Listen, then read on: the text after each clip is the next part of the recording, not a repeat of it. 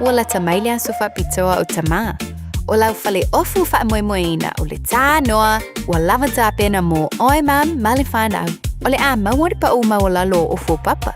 Maua ofu tino mai le lua sifuru tā la i le lima sifuru tā la. Sifuru pasene pa uwaifu siwa, maua uma lanu ese. Susu mai loa i le tasi lima iwa o ne hanga mo. Te tala mai le asunga fua anga i le aso nai. Awane e misia le whapitoa mo le asu sā tama a le tā noa. Pui lo a inga i le tau malulu. Au e te whaatali. Whaatonu nei loa lo tu i fulu. A whai ngono lima o tau sanga pe o vatu. Pe maua o e singa se tu mau. Mai tanga. Po maua fo iso walo i singa se tau manawa. E mawhai o na whai e fua lo tu i fulu. Tanga iane i le upenga te whailangi. Book myvaccine.health.nz. E vave to e whai ngō fie. Mo whapesili manisi whamtalanga. Really mai le vaccination helpline. O valu se lau, lua valu lua iwa lua ono. O valu se lau, lua valu lua iwa lua ono. Po o le fono. O valu se lau, tolu ono wha valu. O valu se lau, tolu ono wha valu. E siri le puipuia na i lola tonga fitia. Whai nei lola utuia fulu. Taraflava o David Tua le nei, olo e whaafonga mai pei le Radio Samoa, tasi lima i watolu a mo. Samoa i amanuia lau whaafonga ma lau whaasausaunga.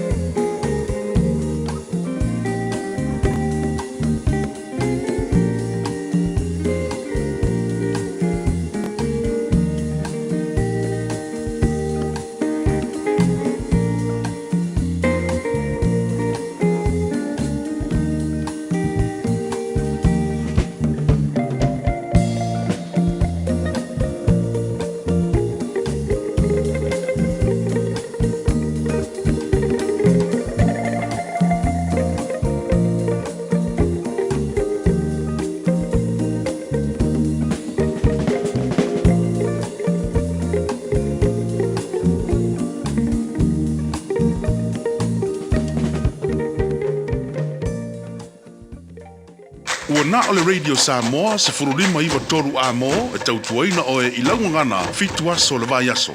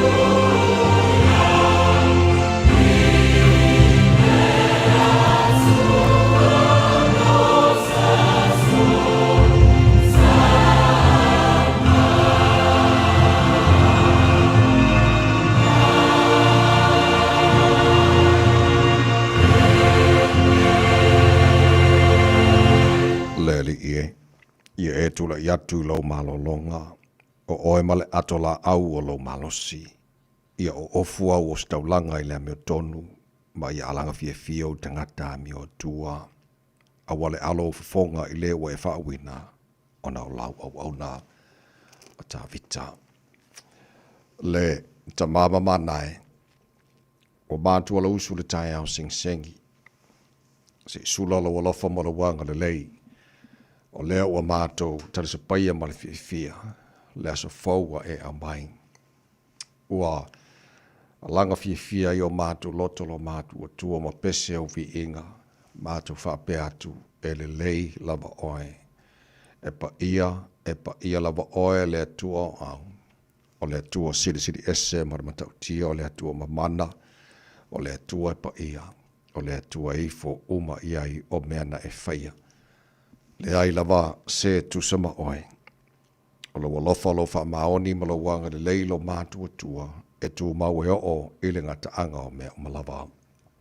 O le tua oe mali ai mana o me le lei o malava. O le tua soi fua mai lava le vavau e o le whavavau. O le tua oe la e le bi ingon ma maru o le tua oe. Pulpulu le matango fie. Whafte tele lava tamai lau mea lofa le o la fau mātua maua le nei tae hao. Lo walofa wa mo mori fo i mai le fo launga le atino le leo ma le fo baia tapa au mainga wa la fai fo i fangunga le lei o auna fa pena matou wa fela ma le fia le nei tai ao o le matou pese fa ftai le ia te o lau pule le tama fa ftai wa fa popol ne so fo lo latu se fo mo le matou ne yola o matou o le ne so fo rele luas fo tasia ia so ku so fo launga le sanga o le matou malanga ne yaso tu natu o au te mafa mo le monese e tau tai ia le mātou fo launga leo wa whai nei manu ia whaiva le a whengai mana tino le nei fo esa whaua e mai mātou talo mo na tino pele sa moa whamuria le tino o na tino e whawai e ante oe manu ia le whainga malo te tai umo sa moa manu ia na ia mātou ainga uma i sa moa whapenaso se vaenga le nei lalolangi o lo lalama papa au ai mātou talo nei tai au, nisi o ainga o ala whai mai whaanoanoanga, o le malanga le whātua o ia le maliu ma le oti o motu si ai mawhtanga ma whana mana i ainga woma e masani, talo lo while mō malongang wha mai se wha mawhana whanai nai, e la tau, o le whangiana ia mātou whanau nei yaso, malu tia la tau le paolo wa ao, sa ele le poto e ala i awa onga, whamanuia i whaivalo whengai ma lim tamata e whaia onga. Au ina na yamato whanau. Ia, ba, tai tō lua ina le, tāpua inga ma le tu malmul panga na yamato mātua tu asin sina o Samoil nei aso. Yo lava aoma le mawhanwhana lo lofa whafo si ero lato sifu a laule le tino siri lava i le nganga o mea o malava o le ama whaona mātou. Whaia nea so fōwe a mai o le tangata malana whai, i whaia lava ina ia fo i atu vi inga i ante oe a tu mawai pia la mātou whatawa. Tama wha manuia mai i le tautua Radio Samoa nei aso. Tō mātou wole, mātou wan au debe o malava i ala, i le swafa mana malo Yesu ki bisalo mātou ali mana mātou wha aola. Amen.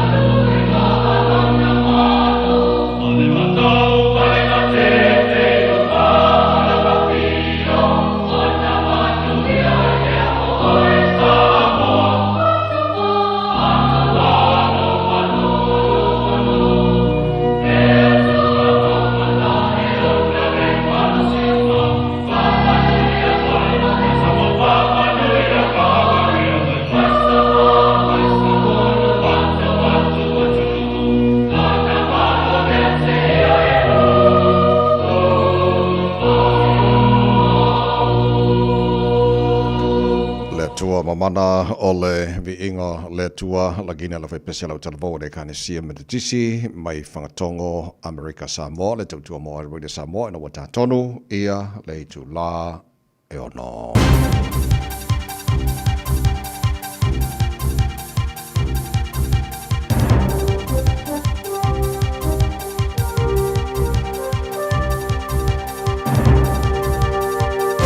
In this update, a call for governments of all stripes to stop the flip-flop when it comes to energy policy. Business New Zealand's put out an energy election manifesto with 6 key asks. It wants a national energy strategy, a review of policy settings which could be affecting prices, and for resource consents and fast-track consents to take energy supply into account. Advocacy Director Catherine Baird says there will need to be a mix of energy sources. She says we have 80 to 90% renewable, but we'll need fossil fuels to shore up supply. A cold winter may be keeping shoppers away and causing problems for retailers. A BWA insolvency report finds retail insolvencies have increased 74% during Q2. General insolvencies have remained steady. Principal Brian Williams says things may improve when spring arrives as more people get out and about to shop. He says IRD is less patient to collect what it's owed. There are obligations that a lot of companies have to IRD, billions of dollars, quite frankly, and they're being called up. Donald Trump and the coalition government are copping most of the blame for rising prices. A Horizon research poll has found 31% of the more than 1,000 respondents blame the US president for inflation, while 29% blame the current government. Horizon principal Graham Coleman says it sends a clear message to all politicians to do something about grocery, gas and electricity prices. A coroner has found an arborist died from unsurvivable head injuries after the 69-year-old's shirt sleeve was caught by a spinning stump grinder. Kevin Barry had been removing tree stumps in a Whangarei street in April last year and got too close to the machine that he was using. Claudia O'Neill reports. Barry, who was just months into working for an Auckland firm, was incapacitated before he could press the emergency stop. A witness found him critically injured lying next to his vehicle. Coroner Ian Telford says Barry was a competent operator of the machine and aware of the hazards, so the accident's a stark reminder risks are always present. That's news. In sport, Northland have secured the Ranfurly Shield for the first time in 48 years, beating Canterbury 36-12 in Christchurch. The triumph marks the beginning of the province's fifth reign. Loose forward Rob Rush has explained what the result means. It's unreal, because I've been on the back end of some of these games, getting hiding. It's unreal that I get to get a Shield Challenge, win it, and it's my 50th, and the boys played so well. Oh, bro, it's like dreams come true in the Tunnies jersey. Lock Fabian Holland's immediate return from a shoulder injury is the surprise in the All Blacks team for the series opener against the Springboks on Sunday morning. He'll be partnered by Josh Lord. The Panthers have temporarily gone back to the top of the NRL League ladder to start round 25 by beating the Storm 22-14. That's sport. I'm Malcolm Jordan. Ua na ole Radio Samoa, se furulima iwa toru a mo, e tautuaina o e ilaungangana, fitu aso le vai aso. Ele swafa maramalolo tātua ri whaalo i suki riso mo mono whātalofa mo whawhilo i fōi le avatele mani minga o ni tau mai Samoa lantino pele le pa ia maramamalo lau whaafonga angara nei tai au whau malo lava le sui fua manuia whamalo fōi le atano le whalau. O te whaatulo i le whaasongo au mala whalansa i o pa ia sautu whafa Samoa o e lava le au mamala. Whaatulo fōi le whaafonga lau whainga luenga le tua au auna tofi o le tātua matai le langi. O loa whaatuna paulia i so se vaenga au ki rani mani visina ma so se tafora nei ke lope au alava le tautuaina o le tua molona whinangalo so se kalesia i o lo au au nai manuia le halo atu mo le mosau ninga whai ungore nei fwoi yaso whaatalo whaltara po kalamere nei fwoi tai au fau e le whaafonga whantua matausi sa au au matamatai malo se lunu man whanau o lo whai on tara whaatasi le nei fwoi tai au fau ta lofa lava ta tu avele mua man whaasangi no tātu matai le langi lo na lofa o le fwoi wa tātu au lia le ne yaso le aso o whai le tua tātu te ori ma tātu fia iai patpatia whaatasi langa le lei o le tātu matai sili le langi le fo mo fana bon malo tu si fo mo ma tu malo si wa ta si fa ye banu le mala nei tai au ave de bi inga ya te ya lo fo mai le ta tu matai le langi te tai ta fo lo ko ne ya so ta tu fo lo le la lo na lo fo ta tu ye le ne fo rele lua se fo lo ma le tasi e ya so o ku so ta fo lo le lua fe lua se fo lo ma le no mai lo fa fo ko por kala be malo le tai au ana be sa bola fe nga mal malan ta so ba lo so vai sini o ta Facebook mari YouTube or Samoa se ra tasi pa tempo fe pesta out jelo si mo to ona nei ta mai meni to ina o se pa ile to la follow e le tai o dei ma lo la se fo bria. Good morning. Morning, malo fo le langi mama lo sunga le o savai. Happy Friday, Samoa la tunu pele malo le soi fo le nei fo eso fo. Malo le soi fo sorry. Wow, marit vai sorry. Yes, finito. Ja, mole si fiele to no, ja wa te lo le van fa lo fo ile am tanga ne va so. Ja alta tu toe por kala be male fo ile lo le. Ja le sugal fa ya onga. Ja stai on tal no atili ile ja wa te lo o lo support ka o le fa ngofie. Sa la fa ile fa ngofie. Ai sa le ja. Ma lo le tu to no, ja ma lo fo lo sul tai. Fo ai e lo fa fo ba la mai mo sa bon le tai au. Amatal ta to was a fo. Lui tau mo le so.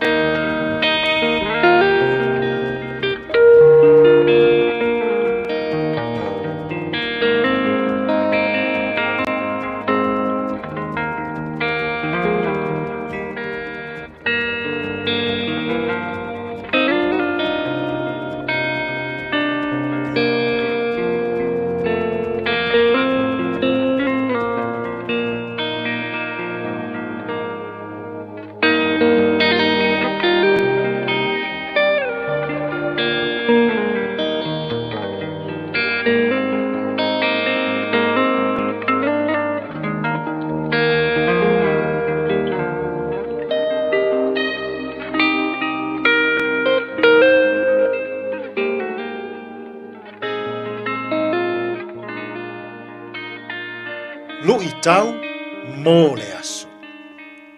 O le anga o isi tangata. The faults of others. Ma taio, ma ta upu e fitu, a o lona foi upu e lima.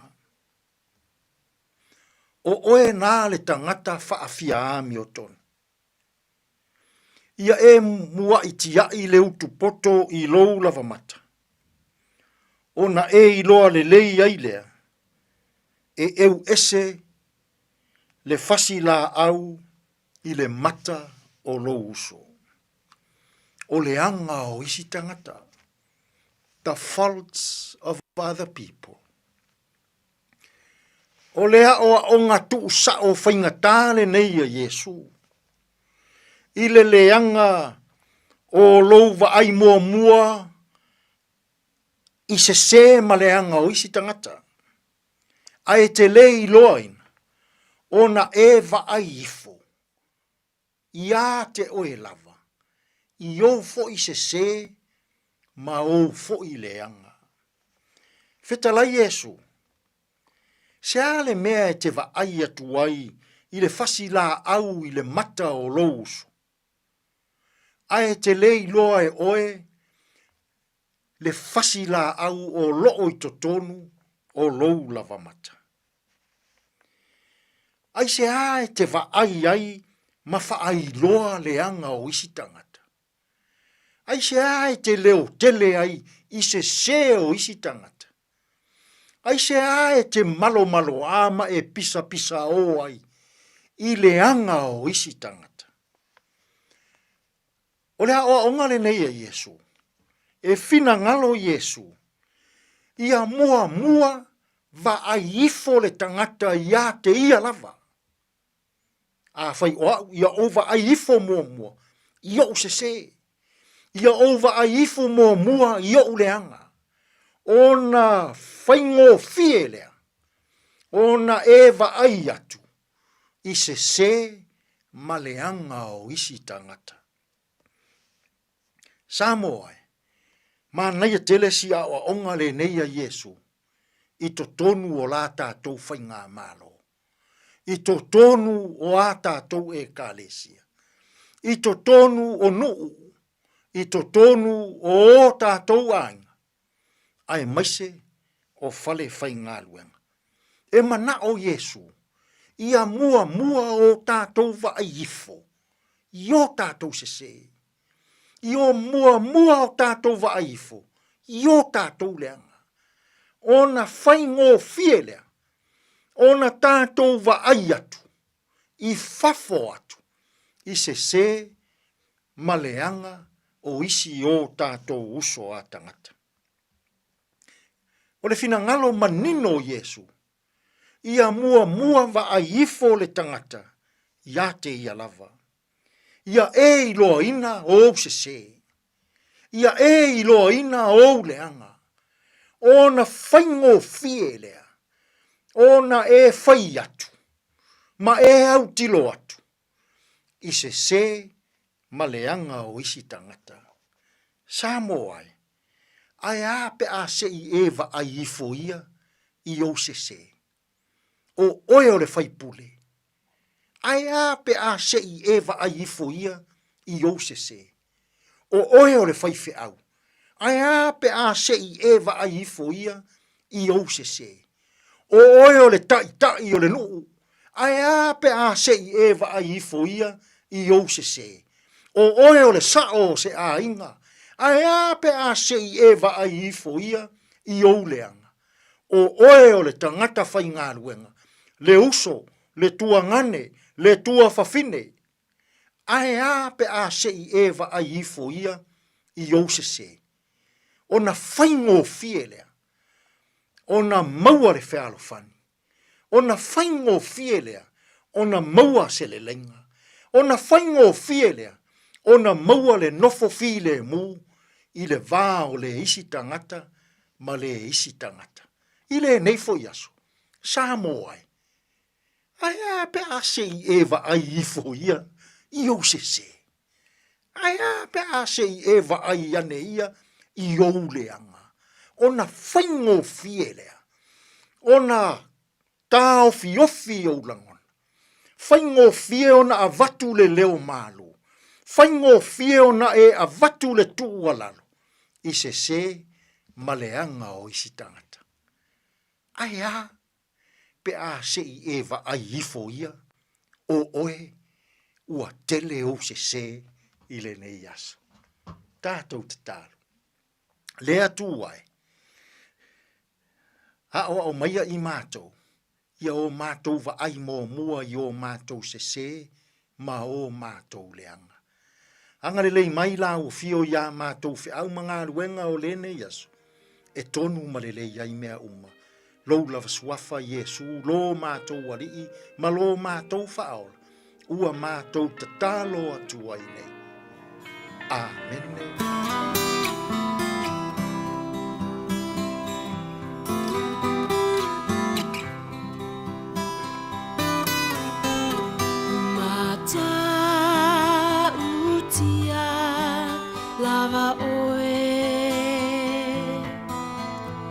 Mata utia lava oe si ia elo uloto ia vi ia oe e mata utia lava oe mata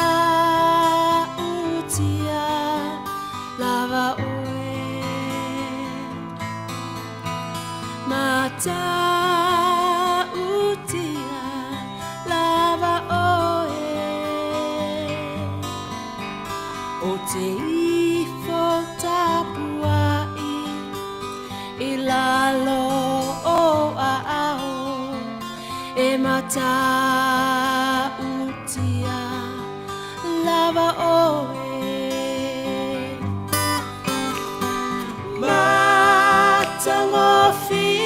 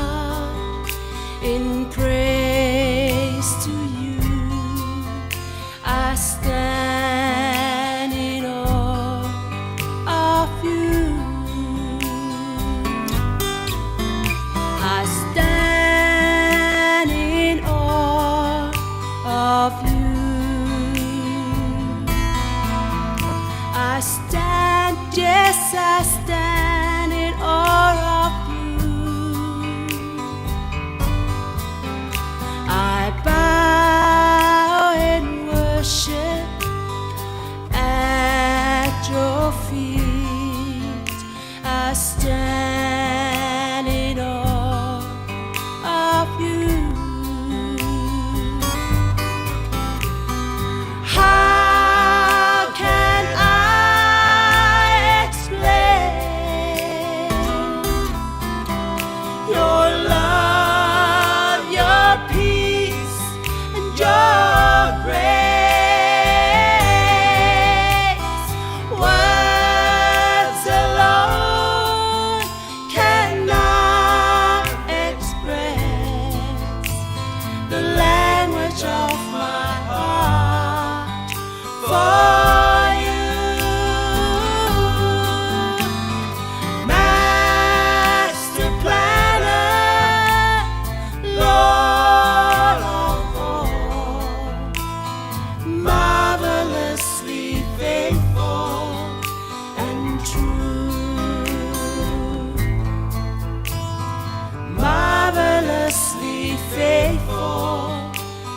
true.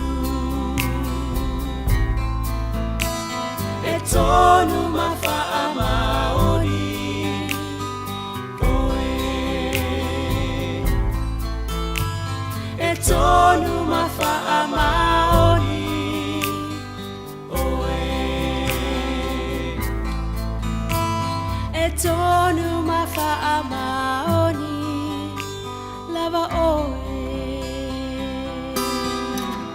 Matau tia oi ole pese mana pese le Peace Chapel o mai ai le tato programa lui tau mo le asora ni foi tai ole tau runga foi ole Paul Campbell ni foi ba yaso ato fa te le sunga fa nga Reverend Edison nga fa mo le tapena ina ole tato lui tau mo le asora ngato nei tai ole ni foi ba yaso ato as full baru te tu lai ono na minuto na fanga solo le tato musika sweet faith lo ole tai au fa te le lava fa longa le Enterprise Motor Group manu ka o abona troll tato programa ya musika la foi fa fiela te no fa bena foi musika fa malos au le te no le lo su tu te manga wenga tau runga tato pa yaso ka ko pingi au ke ore mo pe ai leu su ni ka jo ko ta fitu ta nei fa abana mo so tani mo tato mo kala ben a reto o dola tau runga fo na po kala nei pa yaso o tato ma do ta fa nga ka na mo les raile te pena so ya pasta la fa the copa today in history tato pa mai pa me tupu aso lo se full tasio ku so le telo to sanga ba vai o le taina fitu ile ta nei mo fa po telefone ngal to tani pa ta fitu po kala na nam e amata le tato ta ya se mo tato pa vai pa mai runga na wala nei ta fo.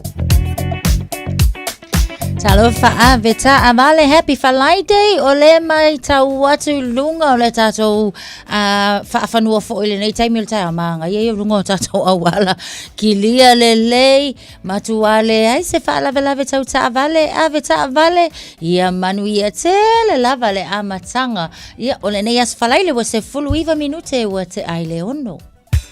It's simple, it's quick. You're closer to families. Sending money's now made easier for loved ones in the Pacific. New Zealand, Australia, to Samoa, Tonga, Fiji, to the Cook Islands, to Vanuatu. Connecting Pacific families. With ClickX, you're secure and safe. The lowest fees and amazing rates. Now helping home is affordable. ClickX with a K. Reliable. So sign up now with ClickX. Let us help you help home when they need it. We are for the Pacifica. We are ClickX. Radio Samoa. Tasilima Ivatolu. Amo. Radio Samoa. Tasilima Ivatolu. Amo.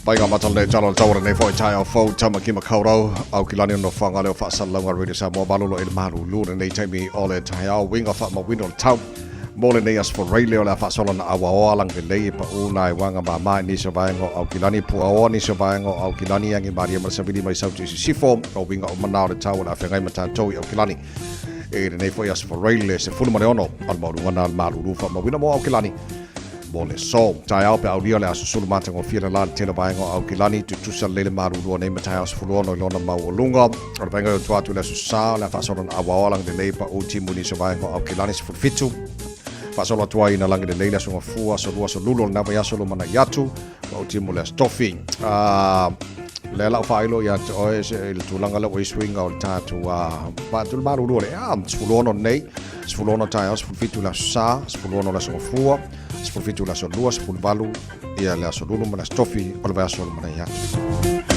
Wa e whaafonga mai lani mele o le aie kako, ia ai, a whang sirfio lau li au tai au le mesirin ka. Vai ngā matala nai talo taura nei fwoi tai au fau, ina o losu tasina wa te adele tu la e ono, tusi tala band, le tai au le pesi tala ina whaafi fianga Radio Samoa. Ora nei fwoi tai au fau le tunu aga tiu te manga haruenga o le tai au, ba lo la vale usuri nge vai aso a toa. Ja, fa malo si mai. Maria fai vol neas for Rayleigh, al pesele. Moho. Matala noa manu lenga ngā nai o le tai au. Ape o le la ua punitia po i puau. E sau malu e wha asusu i lau la au. Sa sala le punga la au matala uau. E tio tio fo I Samoa fai o na tai au Le amatanga o le aso wha popo o le olanga Le tai au nai matani uwhea ngai ma le ata Le tala le leihu aso o ai nei Samoana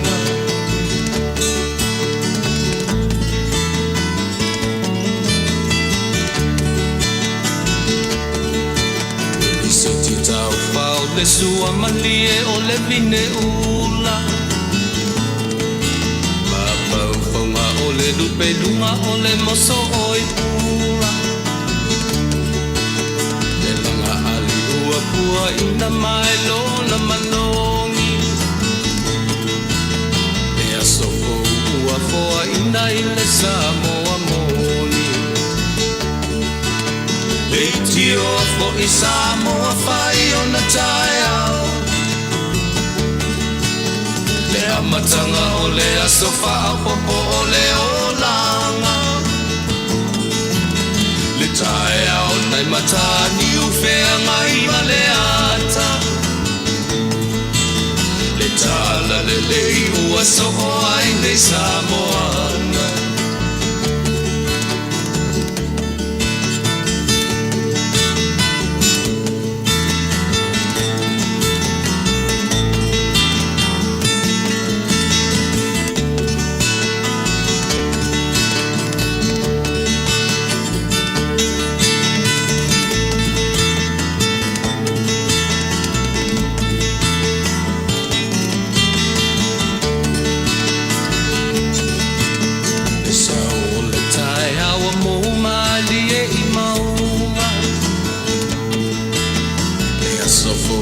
Valo ia I mapaupaunga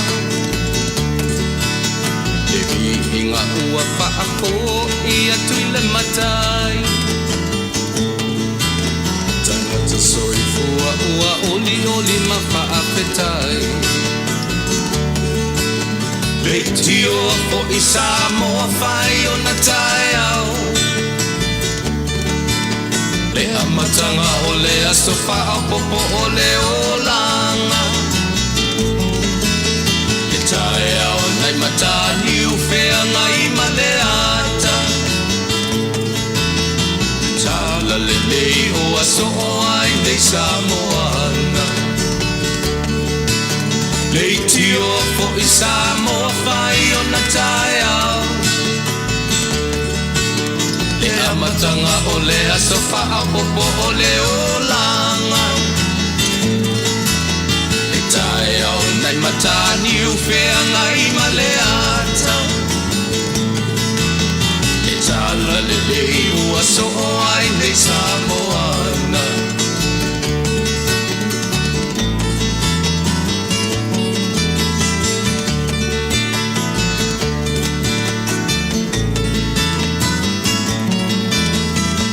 Silua tolu pai.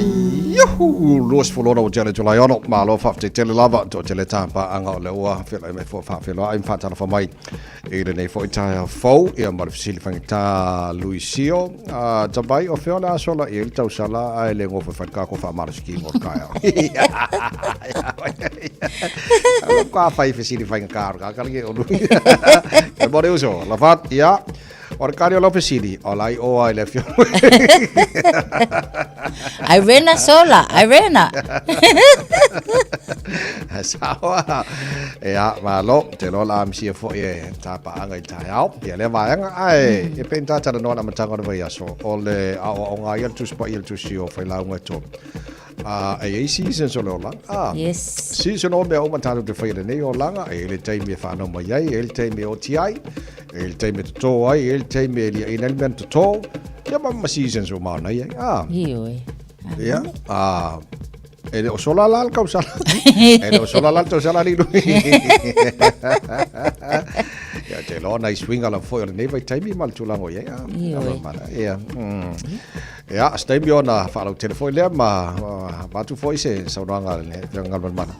ya ta tele fa to fa e pe tala balu le ta nei ai fa malo fa tele la le chuno sunga fa fenga inga le ya pio le fa tala fa mai kala state o kwa ba fa nga ko la shi ke le on PIC ta kanini ya le wo lo kala shi ke sunga fa fenga inga ya ba to tele ta pa anga lo ta ma fu tele nei ta ya malo la le sui fu brio ya te fa ya tu fa mo ngai ba nga umala vo aukilani I mean o New Zealand o aukilani le sili on to tele Mama fatia tu lango il fulu le malu lu telo nei tu sanga. Ya.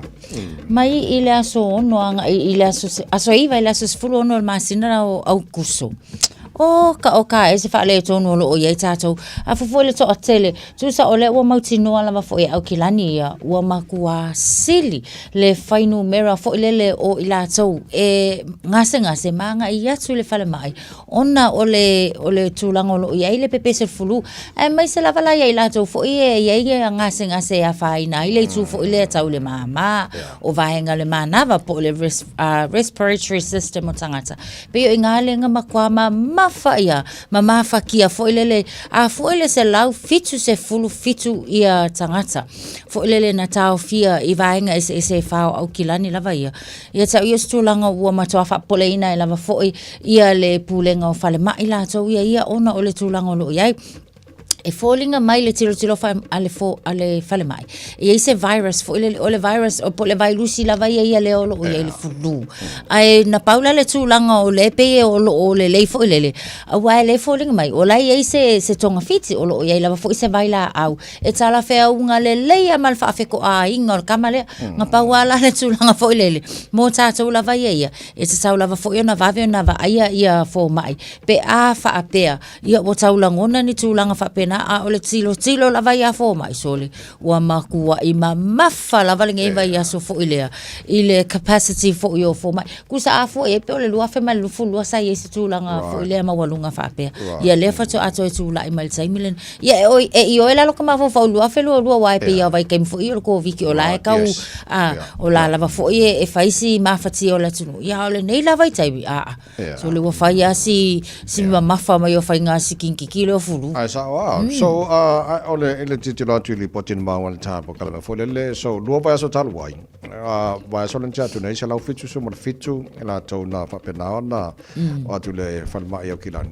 va so tu at se la lo so ma lima ya ola tu nam fa no fal ma ai le a fi ila tu yo la ela va on sa le va fa kua ya ma ka le fa so le sa ori ia wale sa ma o fo el po kala mel nei vai so ia tu la go ele telo to mai tile o le onga telo la to le o fa ngar wenga ia ona ole malu tele ole tau ia foi ole la tau ai ole piko silinga fainga tamai ti pepe anga ele fa tau sanga ia mai la tau foi ono su lima tau sanga anga ilunga ia ole no winga la tau la na tau na fa ite foi lele iai ole strain ai pole influenza le ole a fi ai ka ko le kai milenge e fa inga fa mai ole AH3N2 ia oka o fo ngai fulu o fa yo la ko ngo ya ola fautuanga mo tato ola pata inga lava fo imal fa manatu ya tau sisi a fo il tau sia le so fo malolo ina le vai tai asa le te lo manga umale sai te wala ko milion le Westpac sa fa le tonu ia le sistema nafi ia a fa mo na uto fo ile le e ile tama pangota na transfer mai le sifat pui anga I poremoremo a fa oli mai le o isi foi pangota le tono fa pe foi kai le kupule me ko fa pui ai ole au ngani la tinal tamale o umalo ola il fa oli mai o isi pangota ia a mai se tali mai ele corrections fa matala le lei pole atono al men tup wala titilo atu ole tele sa ola fai tau pa sa ola fai tau le fenagalo tina afa pe transfer atu le si pangota o ia a fi le si kengi ai watu le el fa le pui la e si pangota e se foi kengi la ia e te taula ona awane tu fa tasia foi lele e wal mela le tu ya al mana ongol tina o sen tamale a mai se tala fa manino le po fe tonu vaenga le na na mafuai le o tupu le whaola pia. E lusu lima tausanga o le tau le lea o Blakely, o ia lea na maliu mai i tutono no whanga. O le tausanga, po o mati le tausanga e lua whilu esfulu, na tu la i ele whaalavilave lea. Peta i olo o whaawau lava foi, ona o lea lava whaawau le tangil tina, ina ia mauti noa. Ia se whainga foi lea o le ile ngana whaperitania accountability, i tangata o lo o ngā lulu, e mese lava foi, ia i lato o lo o ngā lulu le correction, ona e pe ona sauno le sunga le o yes, o le sunga yali, e ye o ngā so o tanga foi e le mongrel mop. O le susunga la lea na maliwai, po o ia lea na wha o lima ma maliwai, o lo na ingoa o siwaki lisiate. O le ali ilalenga, e ye fo ilonga yes o kanga i le isi vaenga le ta o le crips. So a wha apela ua awakunge ua ku whaakas. O le le fia la na o le sina. Sa te tau lava foi o na wha atau nuu le lei le suenga foi le scan le lei ia le history o tangata uma. Ina ia mauki ngoa, ele wakuako e ku whaakasi o le no whanga lea. O no same foi le le ua opang kai whaila ku exercise, whaia la tau tūlango le asu a o inga kongoa la lena tupoi. So ele ima whaila i sisi o na kawhia fia walanga o le tu whatas.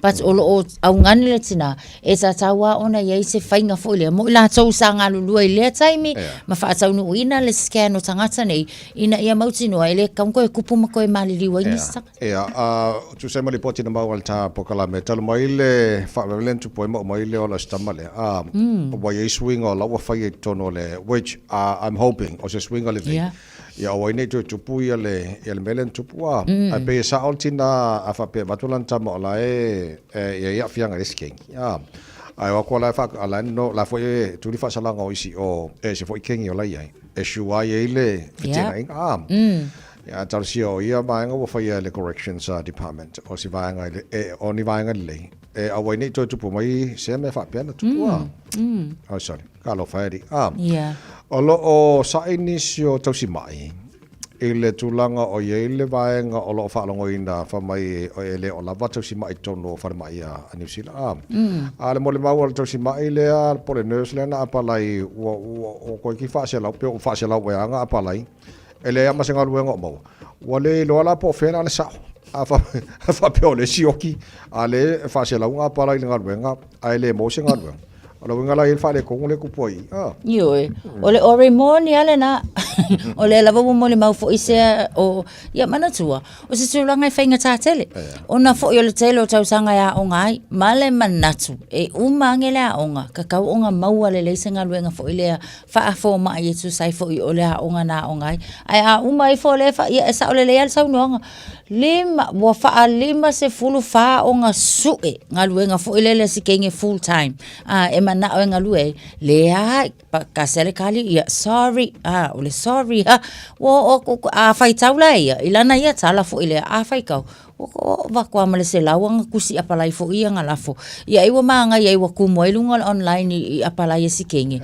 ia le lava e fai tawa tu ele o ia ia mai se la o le wo akele la nisi o malanga atu i au se talia ona o le tulanga le tau sa ile ngalwenga ele mawa nei tala no tau sa ile ngalwenga a tele lope to television tanto fengalwenga i le Sky City sa por bangale casino lo titolot o le o fa ali mai tu sai mali potina mawal tapo kala menga malman kile fa ngalwenga le la mai mai mona to via fo ye pe amale lua se lau lima se fulunga luenga o le a fa ma amulu mai I ma fa amutsa mai le vaenga ato le taile Sky City ono le tulanga fainga tsala ba fo o le tali le na fo le Sky City la to via ile tulanga fainga tsala o ia ile vai o le sama ainga ile nei vai taimi o le tausanga e o ala nisi meto tino fo ia o le ua fa tau ese le Sky City le taimi le nei ina ia tau fo ile tau tongi ai fo ia wa manga kua e kusa po lale ke leo le lisi e ko kongi ale lisi tu salava pe to IT le fa ia fo ia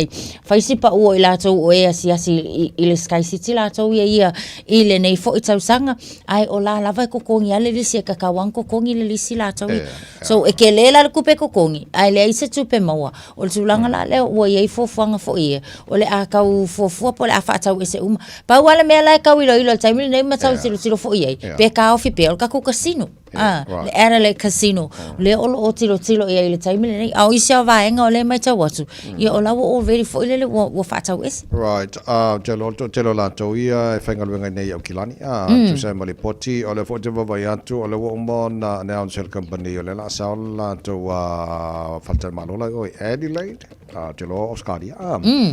Ia o afianga umana o lo iai ono tulanga i whale tonu fo ongaluenga ni vai taimi so wale whaingo fieli kulango i iri Yes. So o mga piki ka kol peleki staima tatu tilo le auro peleki le piki fo lele ai o le na tau fa ata tu nel tai ao ka ko umo le bank la to milionga ile West Bank wa ba tu sai whale tonu la son na fi ya o me la le kupua ele lele ya menge online ya mal technology ya o longa down na call system ya fuel ka ko o me aku le kari mai Ia wai ho ale luas fulkala si kasi anga le nga sendang afi. Pai mai nga umanga o me ko le send le lo po fe walu anga ia luas fultala. Fa te muli ane fa to ai lo fo ile le manu le tunu. Ia olana fa ala wilo mai le West Bank ko lai fa si fa ale tonu la to service le online.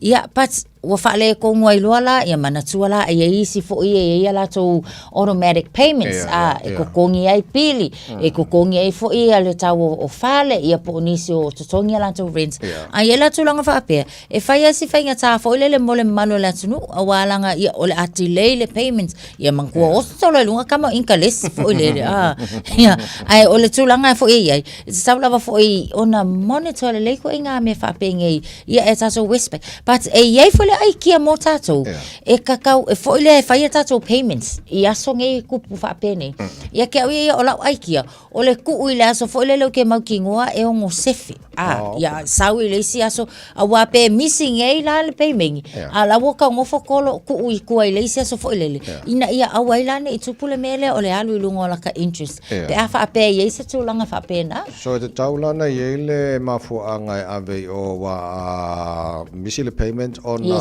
ele ona wala isi tupel tanga to le etongina langa pole ala mela tong ai on ol fale ton ole elo se follow yo follow ba ngala e kakawala isi banks foi ona la to utangia ia le talo sanga to tanga pe a fa pe ola na fale ton la to paper asa le to los futas minuto la to talo le to la fito le fa fonga le proclame malo le tai already sabo lona lusu tasine wasa ku so tar fola ngole dua fer luas fulu maleono malo fola moriela to no mai fa fa al penino je fa ori se fa salong fa business male si lipot malo la walon so lo le maltar bu kala me ave to lo ne tai ao good morning malo lele malo ta we pongi ni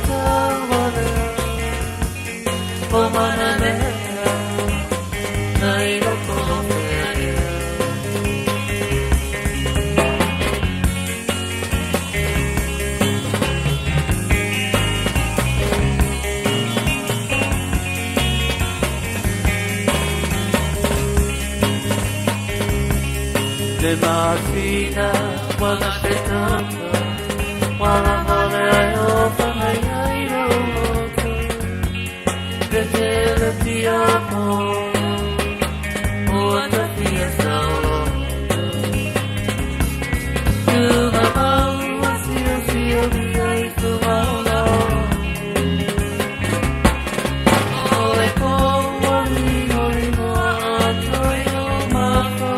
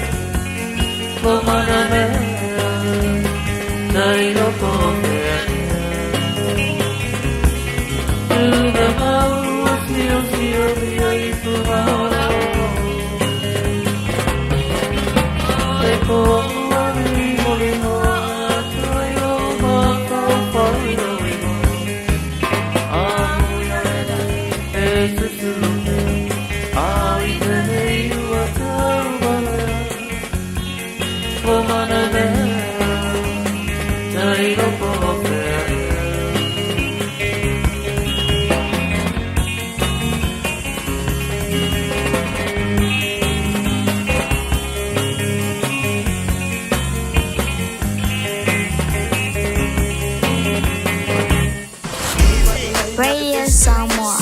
Taslima Ivatolu. Kia ora. If you're enrolled to vote, you'll soon receive an enrolment pack in the mail. Keep an eye out for yours. Your enrolment pack should arrive by 22 August. Open yours and check your details to make sure they're correct. Learn more at vote.nz. Brought to you by the Electoral Commission. Me e mawhau mo moi se unga luenga wha leo leo. O le eme se ali manukau, na te tape na ina oe mo sa wa vanoi ngā luenga wha leo leo. Ele ngata i le tino, ai wha apea fo ili mawhau mo le poto maasani. O lo iai whai au ngā anga waa, lātou te whisosoani lau whai ngā malanga.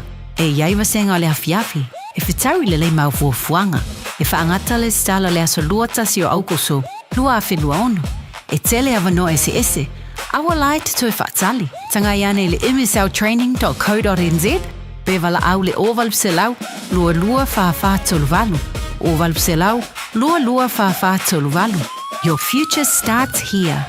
Attention all Bainetoa, saving the world. Thank you for showing up for your family and community every day. We appreciate you. But even heroes need checkups. Your next mission? Protect your future with regular breast screening, because a breast screen today can save your tomorrow. If you're aged 45 to 69, book your free breast screen with Breast Screen Aotearoa. Call 0800 270 200 or visit timetobreastscreen.nz. Talofa o tofinga le tautala ma eselo fifia whalonga le breakfast le Radio Samoa o te maa o nai. Talofa, veta avale. Lunga tato awala mai tau watu. O le so longa le lava. Kilia ma ngai le hai se fala vela tau ta avale le nei taimi le tai au ta avale. Ia tau sisi ai pea I le na saunga le mu le nei taimi le tai au. To se fulu ma le 5 minute ona ta le o le fitu. Thank you for choosing ClickX. Hey, did you know that sending money home to family and friends if I'm the ClickX? By Australia, fa New Zealand, to pela for my mo ai. Upolo sa baki manono ang polima isamo na. It's simple with 4 easy steps. Sign off here, ClickX. Sign up now or log on. Select Samoa ma'o milisend. Ainga will receive in no time. But don't forget safe and secure. Saunga lemu oila utautua.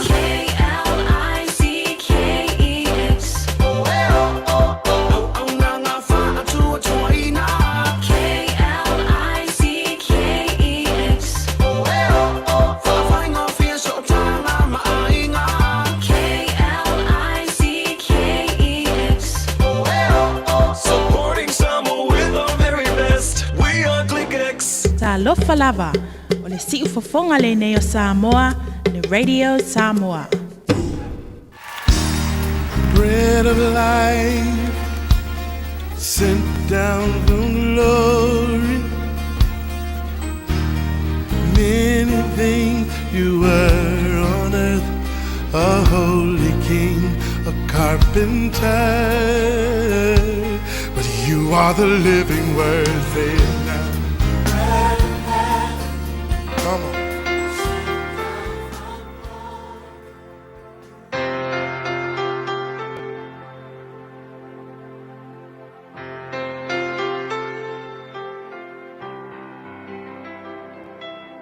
Talo fa tato tudu ia mai tato por kalame o le nei foi asol a reto le ola ma no lava le so tai mai ia ma le fai pe o le nei por kalame ma fa manuyanga mo oe ia ma lo lava le soifua manuia o le tusi Jeremia lo mta upe luas fruiva o fai upe sfrutasi o se mau masani lava ona fai tawina tangata mai ei fa moe moe ai ai ale winga ta o le mau ia na fai ai fo Jeremia o le ile tusi le no ule o Israelu a o iai papelonia o le fai upula sfultasi mata upelua sfruiva fa pea awa wa nei ua o iloa manatu ua o manatu ai ia te outou o manatu ile manuia ai le o le malaia ua fetalai mai ai Iova o le upu moile aso le nei te pataulai i mea lelei ai le na o mea leanga te pataulai i mea lelei ia ngā ioi ai le atua ai le nga o popole ma e no fonofo o nga wakele me le anga e tupu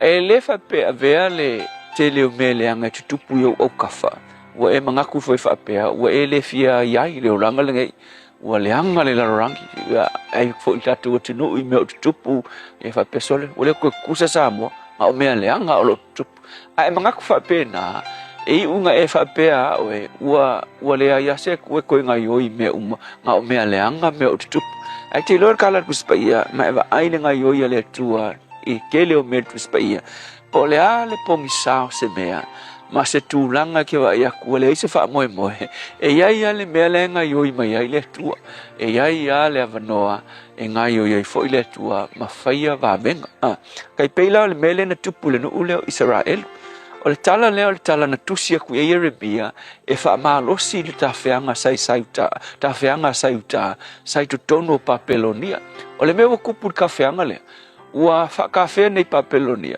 ma le ngofo nofo tangata ua le fia ngalulue le fia kinga e o la tuolanga e ngal ngofo mfakadkadi ua fe mai kwa le anga le me ka ko ye vai wa pule papelonia ya tita ele ngata na nofo le ai se fa moe kasi le mele manga ko ngal ko fia fo ivave pa ko fia fo ivave ai o sauta le langa tu silo ye Jeremia ma fa ye Jeremia sole a ko ngofo fa pena ele ngofo lunga fai se me nga ile taimenge le langa fa ye Jeremia ku ilunga fai to ainga mai fai ko ainga fai fale ko ke ngofo ai to fa to anga ai fai nya ko ava wale me mo ke lo a nga sau yer ke apolo fa le anga lo ma fa o ai se fa se ava wale fi fa ava ma fi o ki me o mai a fe mai kala le yer mia fai nya ko ava fanau ma uola ile menga ko ke ngofo ai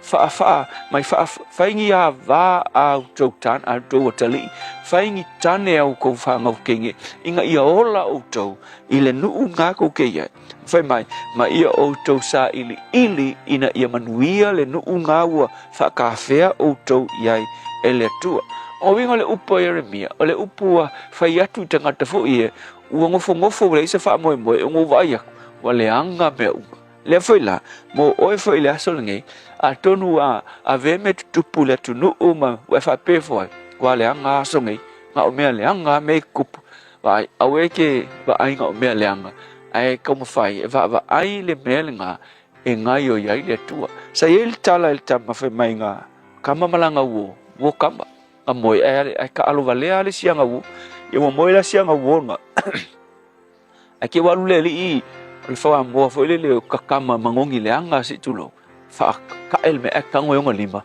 fa mangongi le anga nga lima ai sau o lo fa pele isu luma il mele o sianga wole mo ya ke ia lo le li le nga mo ko ngol pok o mo ko mangongi le anga me mai lo le li sole sel mangongi le anga ko ri ko ngi mangongi le anga ko ngol pok ka wale li mangongi le anga pok ya ko o so ku le i fa fu il sitting room ela ku fa mai sole le fai mongi le anga fai mai so mongi le anga uma me ya ho ang saule le ifa fai mai ai ho mai fai fa fai ka su se ele le manga ai sa fo la mongi le anga fai mai le so e ho fai fa fo i mongi le fai mai lo malangkal so le mongi le anga uma le lang ke lo ai le lo ele la lo lang le mongi le nga oska mai me le mongi le ke lo fa pe na fo oi pe ai ke pa kaula i me le anga lo lang Kelo whapea o ewa leanga o le seku. Singa mai mea leanga nga. A o le atua le ke au mai hai. O langi mele lei. O lo whaia le atua. Whapenga fo i Samoa. Po a me leanga i kupu Samoa. Fi ngaunga. Drugs o ewa ai ai. Sauanga. Auangi pumiki ai oi. I lo wa ai aku i me tele malelelei.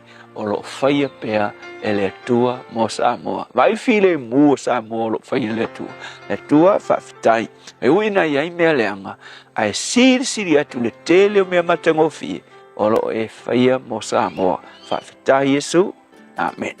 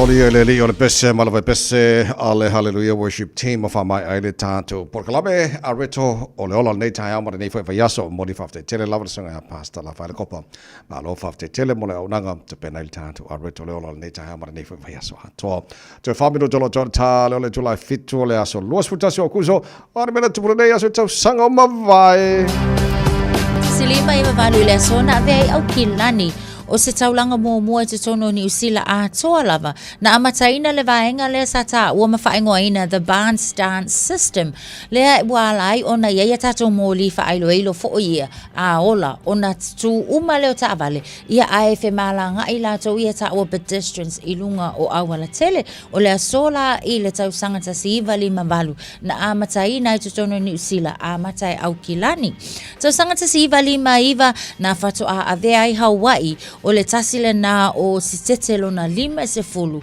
ia o le malo tele o Amerika tau sangata si iwa valu le isi o ata mana ia o le sunga ia Wesley Snipes le ata leo le Blade na whaapea nao na whaalawilo aina i le nafo iaso nisi na wa inga mena tupule na iaso tau sanga o mawai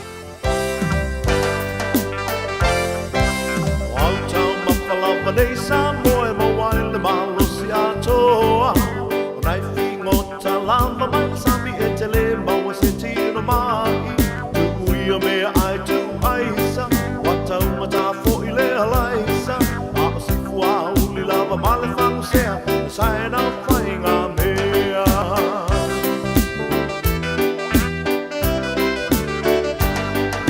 Loli fuma limu fua ua umalale o ta vai sua alili ali ao alo alo kui kui a o afo ina sapa sui o nai kumange o fuma o male whangu sea me sae na whainga mea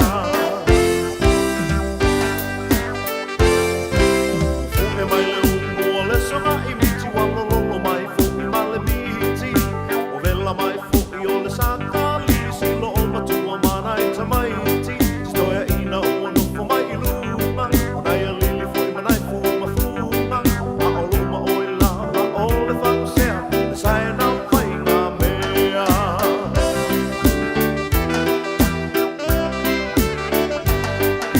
Loli fuma limu fua ua umalale o ta whai sua alili ali ao alo alo kui kui a o afo ina sapa sui o nai kumange o funga o male whangu sea o le sae na whainga mea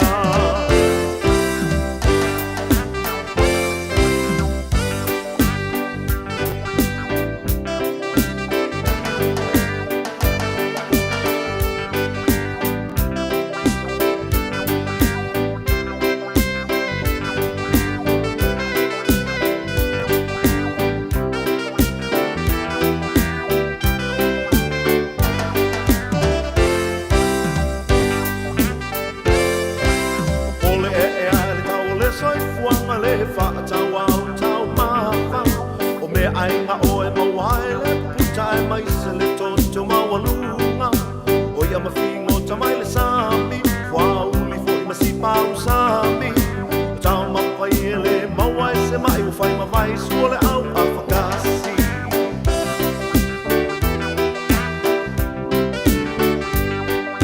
Loli fuma limu fua ua umalale o ta whai sua alili ali ao alu alu kui kui a o afo ina sapa sui o nai kumange o funga o male whangu sea le sae na whainga mea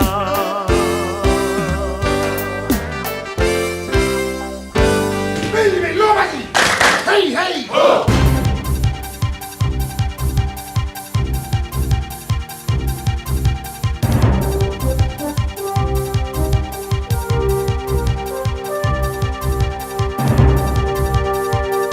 In this update, a plea from the business sector for political parties to get on the same page when it comes to energy policy.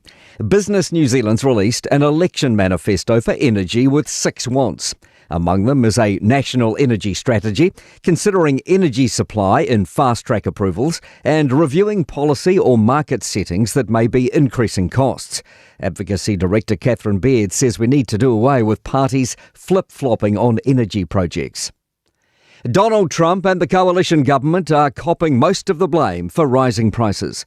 A Horizon research poll has found 31% of the more than 1,000 respondents blame the US president for inflation, while 29% blamed the current government. Horizon principal Graham Coleman says it sends a clear message to all politicians about affordability. What should the government do? The public is saying, for goodness sake, do something about electricity and gas bills and grocery prices. Chris Luxon continues his efforts to bolster our trade as he meets with the Thai Prime Minister this morning. Newton Chavirakul is in Auckland this morning with a business delegation where the New Zealand-Thailand Strategic Partnership will be formally launched. His trip follows a visit from the Vietnamese president last week. Our Prime Minister wants to make the most of the growing Thai economy. Thailand, we already have a free trade agreement. We want to triple the amount of trade we do there as well.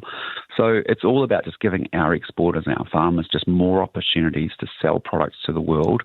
Police have begun looking into options for body cameras for frontline officers. They say no decisions have been made and procurement's not possible until funding's secured and Cabinet approves the next steps. Senior political reporter Azaria Howell has more. Minister Mark Mitchell says Commissioner Richard Chambers has publicly supported looking into body cam technology and says he supports any measures to improve police and public safety.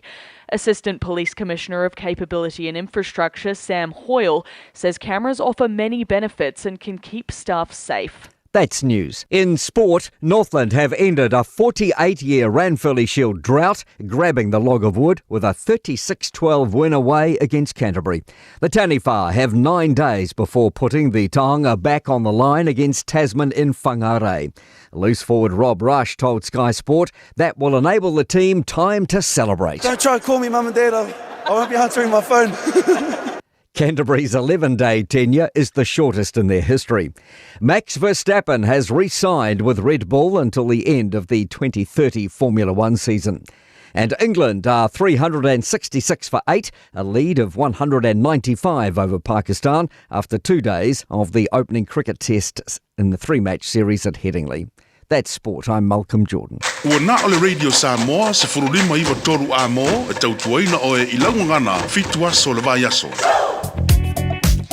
Beta avale o lo tu mau lava le tulanga le o lo so longa le le o le awala le taimi le nei e mai ta watu le ai ma se vaenga ua mamafa se traffic le nei foi taimi o le tai au le foi sfala lava tau ta avale ia tau tuana aveta avale tau sisi le saunga le mu le o tolo minute ua te ai le fitu. It's simple, it's quick. You're closer to families. Sending money's now made easier for loved ones in the Pacific. New Zealand, Australia, to Samoa, Tonga, Fiji, to the Cook Islands, to Vanuatu. Connecting Pacific families. With ClickX, you're secure and safe. The lowest fees and amazing rates. Now helping home is affordable. ClickX with a K. Reliable. So sign up now with ClickX. Let us help you help home when they need it. We are for the Pacifica. We are ClickX.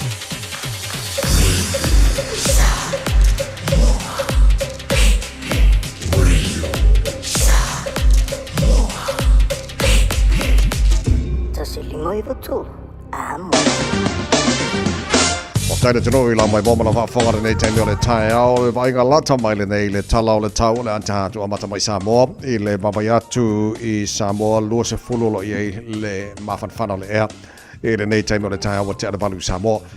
Lailangi le mai le tau Samoa nei taimi o le tae ao. Wingo le tau Samoa la matele na awa langi le leini so taimi se manganafo ini se vainga le tino e pa uai timo. It is a time ole so lua se fulu malvalu degree Celsius on maurunga nal bevela le Samoa le so lua se fulu matolu lona mawalalo as for ile nei lo tama fo ona mauna tarof so tainga Samoa ya mara sui ole tato radio Samoa pia ola falo tele melo degree Samoa fa ona neva yaso fa pena foi atuanga ole talo le tau ya mola tulu nei aso malanga atu ile fa unga ole fa yaso abano fa talo fa tole taro kalame panga o malava ale malu ole taiao le ngata I America Samoa fa pena foi Samoa fa fonga mai foi le fa mo tasi ono tasi maltasi Samoa fa talo fa tole nei taiao malu lava ia le sui fo manuia foi mal talo tau New Zealand nei le telo vai ngora motu I saute fa talo fa tole le tino ma rose fo manuia so se vai ngora motu saute lo taro fa fu tai wana kaula langi le le tau le so fa solo awa le awa uli male fia na nei sport fa malu ngora malu lu sport fa fo le malu ngora malu lu Westport la fa so voi na awa pa o timo ni se vai ngora o Westport I le awa uli timo runa fa solo langi le tau to ole aisa ni se vai ngora timo le so fulono malu ngora malu le so langi le fo le tau Queenstown ola to fo le aisa ni so timo le so town nei sport tolu malu ngora malu lu fa solo ina langi le tau o madu to fo le aisa ni se vai ngora tau sport fa malu ngora malu lu awa le tai au langi le tau Nelsons fu fa malunga le malu le sos fu lima malunga le malu lui kai koro wala fa soron awa langi le tau ina awa le fa na nei fa soron langi le tau in Chicago fu fa malunga le malu le so Greymouth la soron awa pa utimo ni so taimi fu tolu malunga le malu le so Glenham fa soron awa langi le tau le yasos fu fitu malunga le malu lu fa soron po ina tole I say Alexandra fa soron awa ile awa ulis fu lima malunga le malu lu Dunedin ala fa soron langi le tau jo fo le isal tai au fu lima malunga le malu lu male ayo Christete good morning malo la versi from real fa soron awa langi le tau le so tos fu fa malunga le malu lu fa mo wina mo Christete leso Motu matu le pi tola vadunga motu matu kai taya langi le tau le sos fuloro marunga le malu fa mawina more ni fa yaso fa talo fa malo le tino ide la mua Wellington malo la va se forma ria fa tel fa tsma nei tai au fa solo na awa le tau langi le ile aso ato sfu tolo marunga le malu fa mawina mo Wellington le nei fa yaso fuloro marunga le malu fanga rei fa solo ina langi le tau de ni yaso tauranga langi le fo de tau fu fitu marunga le malu lu tau po langi le tau fu tolo marunga le malu lu roto ro langi le fo de tau mo to le so fu fa marunga le malu lu le so fu fa marunga le malu lu fa mo ina mo Palmerston North awa pa timo ni so time fu fa marunga le malu lu ni Plymouth pa so point awa pa timo ni so time o le so langi le tau Napier fu rono marunga le malu lu ne yaso langi le tau Masterton fu rono marunga le malu lu le bin awa o timo ni so time fu fa marunga le malu lu fa mawina mole ni so for railway langi le tau Hastings fu rono marunga le malu lu langi le Gisborne fu lima marunga le malu lu kiri do pu ora tai au fa solo awa o timo ni so time fu lima marunga le malu lu fa mawina mo kiri do ele so Tama ki makaura wa kilani no fanga fasa longa radio Samoa fitolo ile maru lu nei time tai au ya no wata ta maile mala mala mo nei tai au winga le tau le so tu mau ona awa lang de nei pa una wanga ni so taimi sfulo no mo no malu lu fa mo ina mo au kilani le so tai au pe au dia lang de nei le tau le tele vai au kilani tu sa le maru lu nei tai sfulo no lo mo lungo fa solo lang de nei foi la sa lang de nei la so fu ma so no va sa fo pa timo la stoffi ora na vai aso no mana ya tu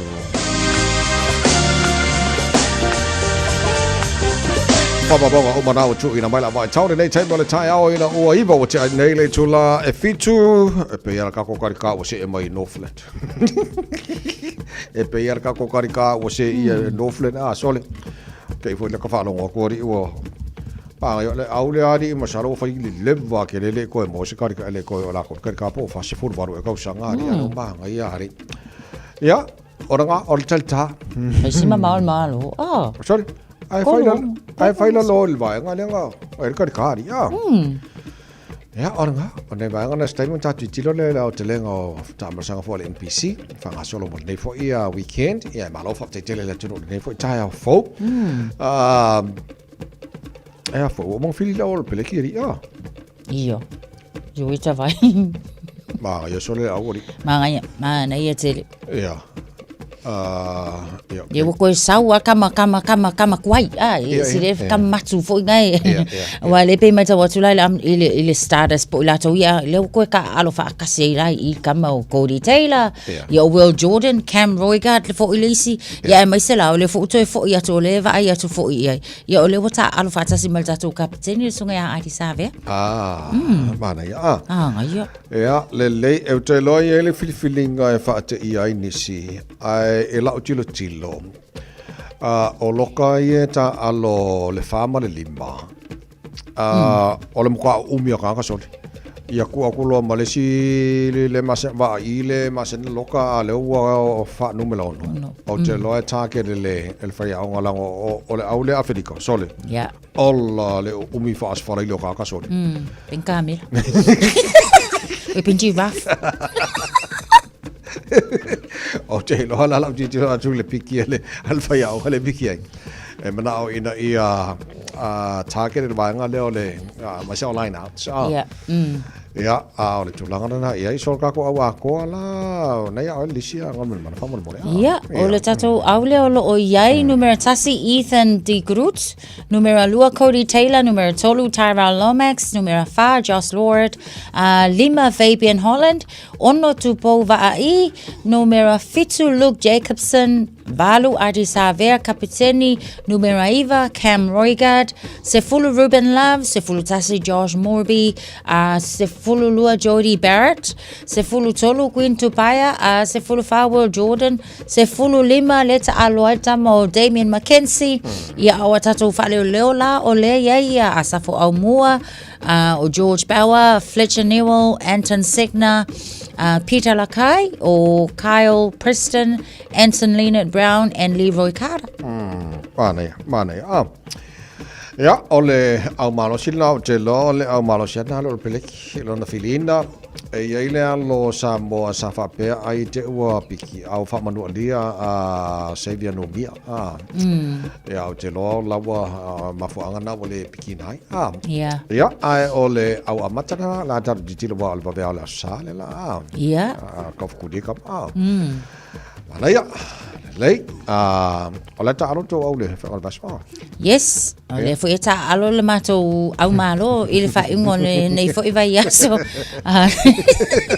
ele kai anga fo io alanga la onge ele wo tilo fo i wo amata le alanga ui ole ko fo i mele Panthers wa mana tua le sa ya le ko fo i mele la ko ngumela kasi Panthers le mako ape fai ya so ko i mele Storms alwa ale ku mama tolu ya ele lo ame tupu ol talonga ole sila talonga wal talonga le so kalong mo denga malo ele le Panthers ya Storms lu fulu sufa ya ole talonga le so Raiders and Broncos ya fa solo ngai ma Dolphins and Eels no ole le tai au talonga le Violet Knights and Eagles Sea Eagles o tai au foi la ka alonga fa kaulia le la piti ya male au le nei le Warriors yo afa le fitu wa tai au taimil na tatu talonga Dragons and Bulldogs so ai Titans and Sharks ila sa Roosters and West Tigers ila sa fo anaya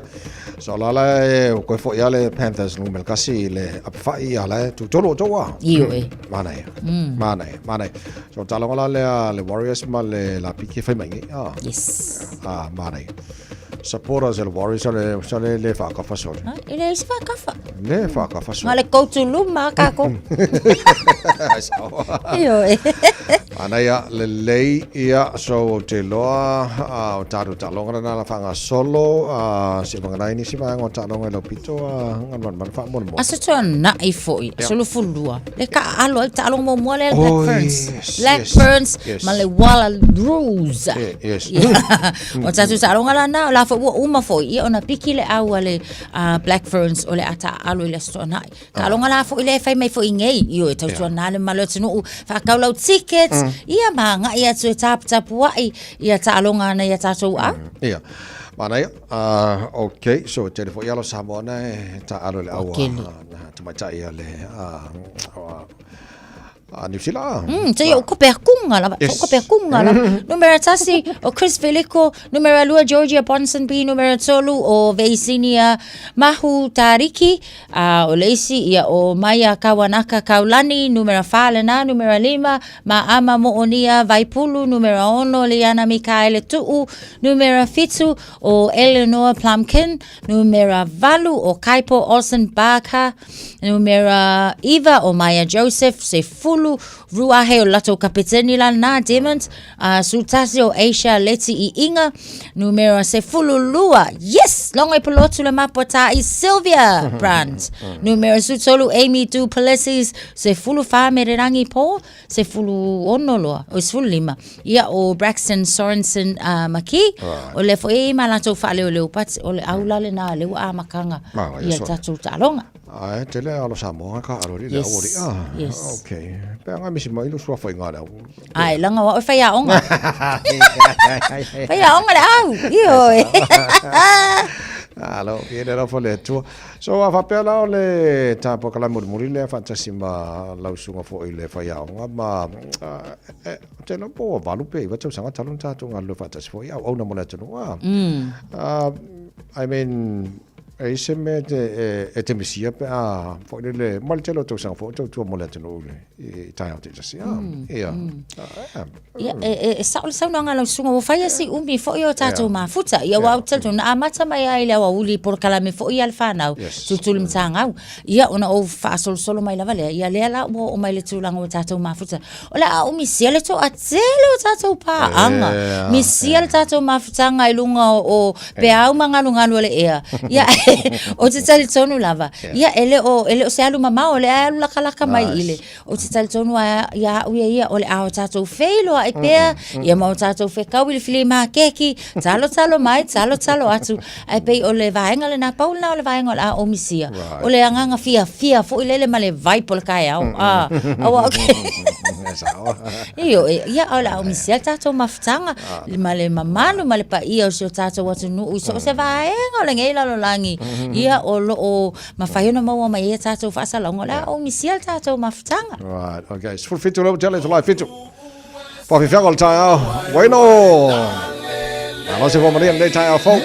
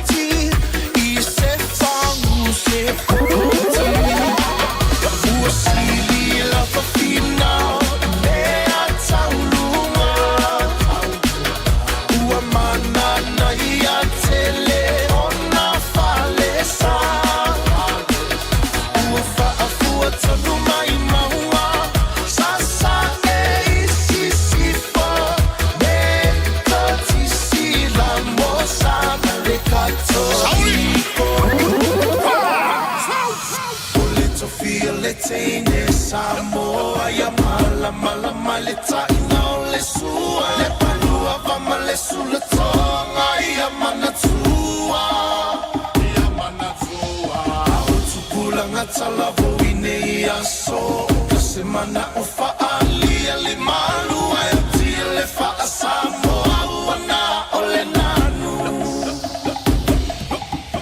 fa'amole mole so te filo malu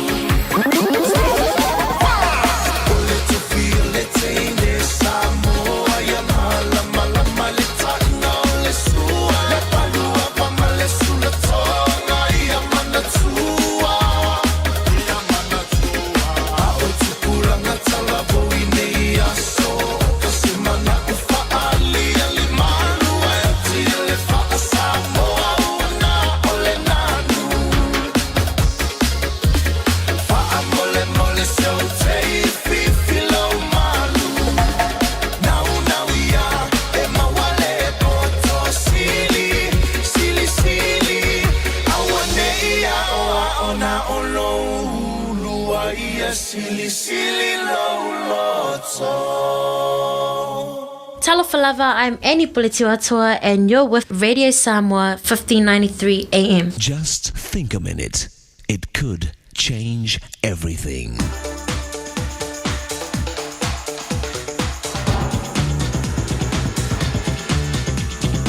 Think a minute. The statesman and financier Cecil Rhodes, who started his world-famous Rhodes Scholarships, was also known for being a fine dresser. One time, Rhodes invited a young man to his home for dinner. The guest traveled far by train, so he arrived only in time to go directly to Rhodes' home in his wrinkled, travel-stained clothes. When he got there, he was embarrassed to see all the other guests wearing their finest evening clothes. But the host, Rhodes, was nowhere to be seen. A few moments later, Rhodes returned wearing a shabby old blue suit. The young man later learned that his host, the distinguished Mr. Rhodes, had been dressed in fine, formal evening clothes. But when he heard of his guest's embarrassment, he slipped away to change into an old suit. Grace is doing whatever it takes to make a person feel accepted. A passenger on a train was in the dining car looking over the lunch menu. The list included both a chicken sandwich and a chicken salad sandwich. He decided to get the chicken salad sandwich, but wrote chicken sandwich on the order slip. When the waiter brought the chicken sandwich, the customer became angry. Instead of showing the customer his order slip and that he was the one who made the mistake, the waiter kindly returned the chicken sandwich and brought the customer a chicken salad sandwich. Later, the customer picked up his order slip and saw that he had been wrong, not the waiter. So he apologized and offered to pay for both sandwiches. But the waiter said, "It's no problem, sir.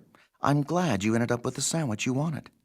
Even though the waiter knew he was right and the customer was wrong, he was gracious and mature enough to take the blame first, allowing the customer to see his own mistake, and in the future to be more humble and not quick to blame others.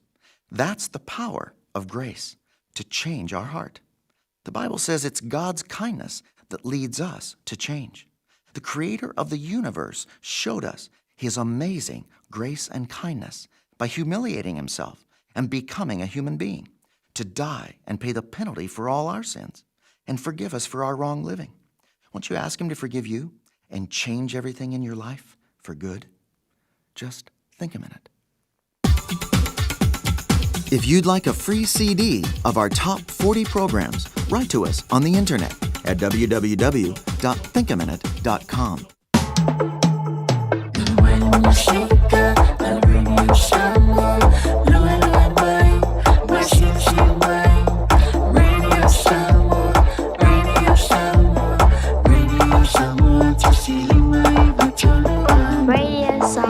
Lo sumbal lima lo chale chula fitu ngal mana ufa tas mai foi le fionga le alo li le suel ta to read Samoa pia ya ta ruta tel no le fa ungore ni foi ya pa yaso.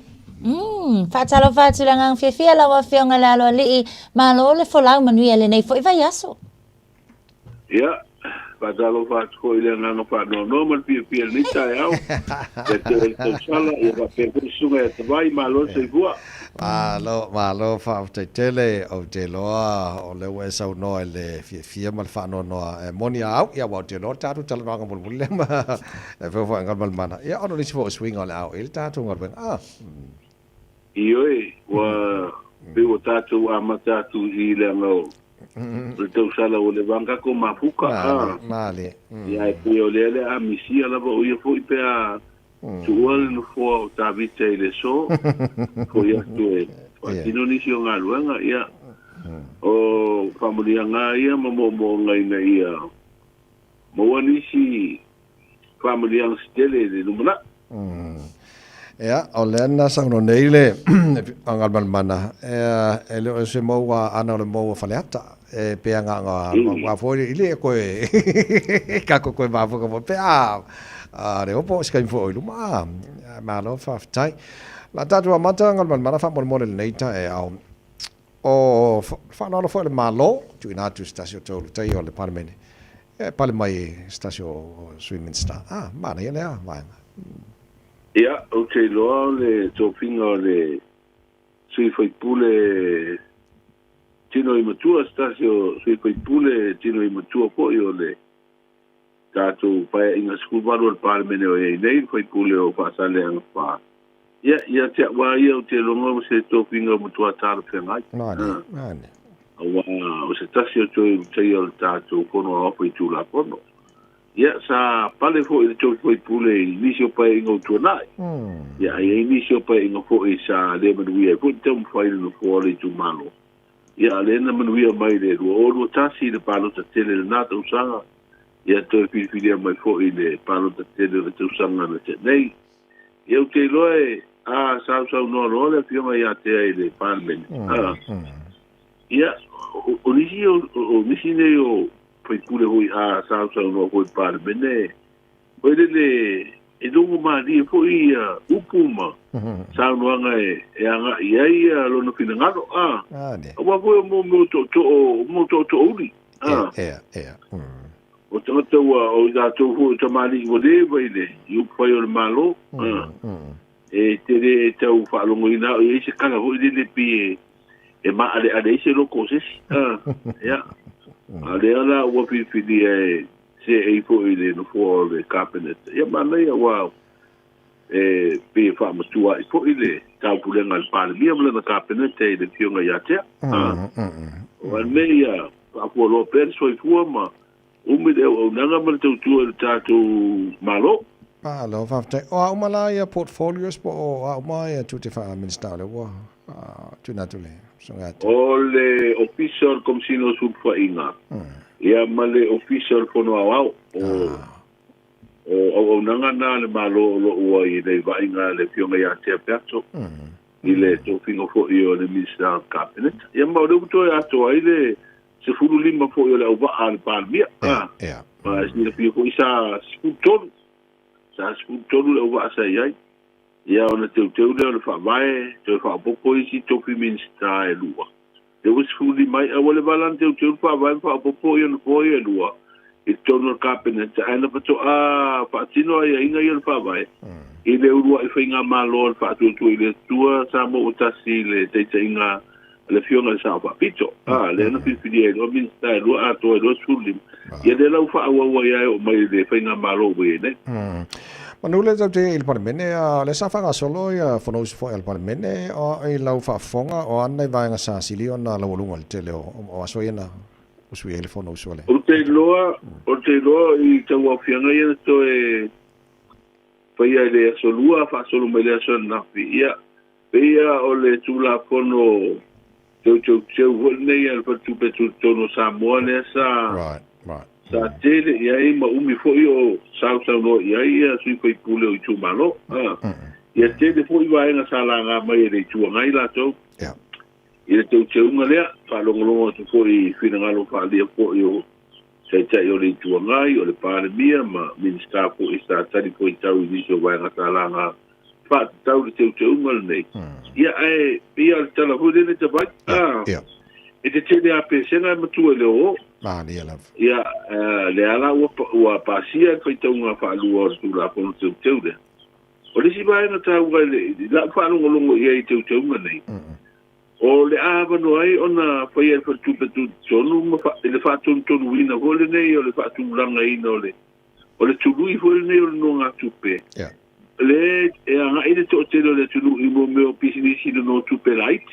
Mo meo finance. A wā tūlanga le iai. E le o Ele fatu ngai na fatu betu tonu na o mo meo fatu betu e business commercial banks. Okay. O kamara iki ra ia. E vai asi ma ingi la ko interest. Yes. Mo ma ingi la interest ya wala ia ile o nanga le no tu pay ni sio maftanga tina a mesia o tina lava. Ia la tu business light. Ita tala nola ia I de tupe te tongi ma le interest le te tongi. E ma kua e whatusa ia I le loan le whai pa tupe. E ma tua pa ia si ma ingi o whai ngā kamanga. Okay. Ia e te sila pia po. E pei mo to tere tangata suru I business I no tupe nei. Ono le babe le process. Right. Kama po le ngā ropa ia mai pei silipi. Ia mai me le pepa lea. Mai ma le statement le pa tupe. Ia mai male apo mas tangata e whaamaunia se karanto ele umial processor kamanga misiama kwa ole load hoinga ki mga oinga ia kupe se whala velabe o ati nga korua pe ia babbe ke le process le interest la pe apa le tona tong e pa ia si ma ingi ia ole la wale a whaine pasia ware po il committee pa parlemene ne tu la pono tau pa au fia toi roi roi. Ko ia tu lore de si fontanga. Te lora fontanga na le apasia. Yo no foi no le ona. Pa tonu ele fa tu betu tonu ia tu langa le tulu yo. Lo no nga tu pe mai business no tu pe raiti. Ia mai mo we isi na so swani. I lo tato o tiro. E mi sia nai tanga te fu no ia vai al tu langa te tupe maua ho ele to e fa ola ile no nga tupe. Mana ia. Halo whaftai. La tau tilo le olo o iaile o le mai tau atu. O le alawa e whaawau pia fo ia la pata inga I le tutupu o mui to ngā vau. La o whionga se whalau tele. Ia. O le tu le wa iai. Wa whai ia si maa ale tu langa le tau le wa iai. Te nei wa le la malanga mai tau sala fo I masalo po lava ia so e paisina malolo. Ya mo ma wina ai. Ma kwa mango kia ma le baole wo ia. O ba ale au winga tau tu langa le ia I le El Nino. Ia mai o te mea fa pe nei e se le apongo fie me nei o fa bleve tau mua tonga vau. Ia me se ale wa mai malapta inga I fo le tunu wa so onga po ia mo mo tapunai. O le foi malo sin kwa lo ia wa ala bu ai sau malo si o le sabiri o tualo ia e koida ka mo e or porque ke vai va vele alu le sabiri fe ura kam ia pe o faltuanga na le o mai wa le sa fai ro mai o le uai umanuia nga ruanga po isa tau foi e fa umatia ia mu tonga vau I le fionga samale uru ia ba ola I fale alupo ai si fi foi fale alupo le matua ma fa solo tuli tua sau sa matua fia la vai nisi fo I o tausanga ua mawai I mene o le mua tonga vau no le taule o le munga lama le pa ai o lo konua ia le vai o mai al fa tuanga fo ile tuno o te fo nei I tulanga le nino matua ono fa ITTL sua vai mau ia a tina le afivane fa fo fonga le tuno ia le vai fa tino ai ia le se vale le foi pe o ko ngai le vale le sami o mai le vai sa wale le foi o mo fui ele mu ia o ka ko nga lo le fui mu ia ia na pauna o me foi nga runga ta to le ia tu la ko na o le sa u ai le a foi nei le lapta ingale o mai le vai ngol pule ngol fui mu manga runga la va I ta to tu fa tete so no foi o afi a me siang te mine o mangia nga ru le wa pa ale lo konua nga ka la va mutua vane fa fonga le tu o makafu mo me wa pi ko nei e fa to ai nei fa to nga ya tu la ngala le a ola ina malo si sabidi e tu la me ni mu ya te le se afia Malo va tela tato fai o le maua wa fitfilie le su e tu si sili a fo ia bele se pulang fo il malo ngama ia o te loa o le tasi leo tu finga fa vai sa fa kon kalate no te mi ngalue me o to sanga lua fi su tolu le na te wa lo fa vai ma fa tu langa I lo tonu fa vai ia le to finga le ma tu lo ia fu lo to sanga le umi o le te mi ngalue Umala sulu tau sanga le. Ia wa uma fo. Ele mfaito e tau sanga. Okay. Pera o le fionga ia fuimono Camilo Afele. O le urua i pule maso e tu siri na fifi e lalo teu ungal na alfa mai. Le ana ia tau ave me loa mai es sulu tau sanga. Ia tau sanga nente nei mai es sulu tau sanga le tamari. Ia apena lona sa ili si tangata fo ia tau veina tukinga ia o le fifi me o le si so tu si ni ho i le ofisa la vole ule meso tu si le malo ia de fo la wa fa tau to ia sulu tau sanga fo lona te mi ngalue mai a fo le sulu tau sanga ia wa mai ai na Malo, matang ofier fa mani no inol tela mai nga ya wa fo le mai momal fa fo mala tno tau lu ola tu mo taro tala mai samo pe tara balo ya tu atu la no se fa ila fo le tno ta pena fa por bone o le o tali mai Amerika Samoa le tulanga le lo fa le tono e fo ia sa to tatu o kisene mo nga senga se fo i mal fo to tonga le mau tanga senga se mo to tua le wo ye se si au nga fo i lo mo mai tatu fangu o kisene mai tutuila mamanua ia o tau tonga fiti fo i mako masinge mawere o kisene i le mautanga sanga se metotua o leua fa i roi ripoti le fa maoni e su enga amtanga luenga o leo po o drug test le tango fia o kuala u fa sa ina ni tangata to tolu o lo ngalu luei le fo i mtanga luenga e mawalunga tele le tūlanga lo iei sa moa i le tapena ina o tātou tangata i ngā luenga fa vai teimi o le tūlanga lea le di putia mai ko ile pono ile nei vai aso o usuia ile le tunu le banu watu le lo a wai ko ile fa urulungo o le uni o transpenga le na Samoa ia o le ua tolu ponga nga le parmene se ia u dia o kitopa pe a mai elo tobaiti ia ma wa tuina tu ile tu la kono te le le tu petu tonu le sa va o el parmene nei vai aso i se komiti fa parlemene mo le toiro iloina ia mavano ai fo ia le atunu e fa ario la tu pinanga pe tu langa na le to me te ur manga fono o ni vai aso te vai ma fa con Samoa alo fa tai le tunu la mai mo la fa fonga taro headlines po o taro fo isa fa fonga tu la fa lo tele to lungo le tu le fanga mana pe atale tu la balu e le tau nei termina tatu New Zealand al tana leiva e Samoa ai tau tele fa to fa nei tau ma leiva yaso mo ni tau nei aso malanga tu le fa gol peso ele ia ini fa tuanga mani lapta ingo le tau mo Samoa ai o so video fo lolo le malo si o tua lo fa pena no piti e pe Samoa ma o mia o mana i timu ya fi aide tunu inisio taimi o le vai le tau le so i moto o polu mo savai e o piti se vai no le langi ao mana i timu pu ai inisio vai ngai taimi o le auri o le vai ngai tua to le tau mai le so ata o le sto na ia ngai atu le sa o le au piti se vai no le langi ao ia mai o no fata ta o i masabili o le anga ia tu le so fu ma le so lu na vai so fo pe au dia se ola mate malos o le ama tele ina le lei wingo le tau ia o le tala le tau o fa ngol li vai so vai mal tu sa al mana fa malo fa te tele to mai ta tu ngaruenga ne fo ta ya mo ne vai so ato ia tau sala ia se fa to fa ele fi ngol lo li ila ngol ta ko ta ko mun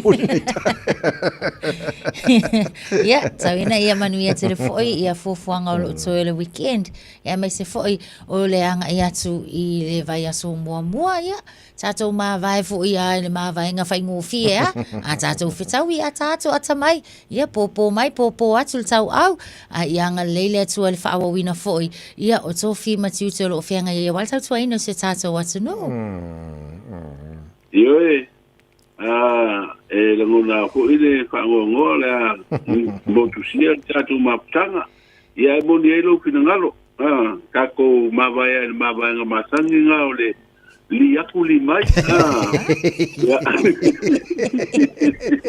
ya makako kalo aku ai o lispiko kalo mai ngala ya ma fai kala vole pupula no e amusa be mai sa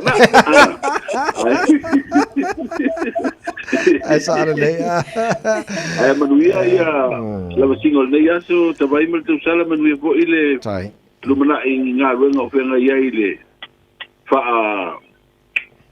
le fa au wa ai no tatu wa lum fa na ia wa onga ina ia lava tau so i lumana ia wa ia la to so i ku to tua ma no fa ta si ia sia so fio mai nei il tatu mutunu ia o mako ia o pinga kia o malo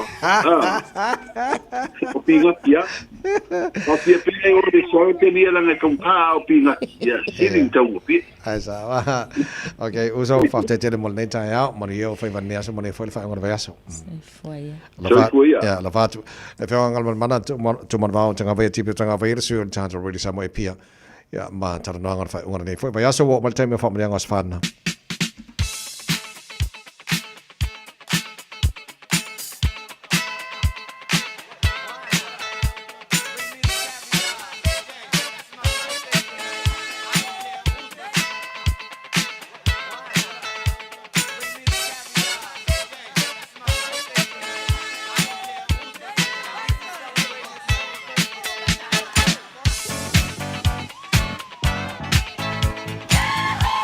Tolu fitu tasili me tolu telefoni mo fa mrianga sfana ol tanto emaili on air at radiosamoa.co.nz Lungal Facebook mari YouTube Radio Samoa awala manayo mala fa mrianga le foi tayo fo pe a tapa ya tu ngal mana le ta fa mrianga lungal Facebook ma emaili fa mo ya ole fa mrianga lungal Facebook e mai a Leo Siaosi fa mrianga tu la se soifua ole tama ya ulungia Paulo fa aftaile alo fo le tama le langi lana tausinga ya oe wa e ole mai le ne yaso na ia fo ina mai ai oe ia sanga fa opopo ni si aso se tele mo oe ma ia pui mai oe i mai o le tino o lo fa anga mai a mele Nico ma le whanau ai sile ia lo fa anga o lo watali tausi a John ia manu ia tele lo waso whanau lungo le tatou email o lo o iai le whamanianga e mai a alofa e le utulava Whamanianga o le aso whanau, luas fulu maletasi le nei o au kuso lua o lua ono. Whamani atu le aso soifua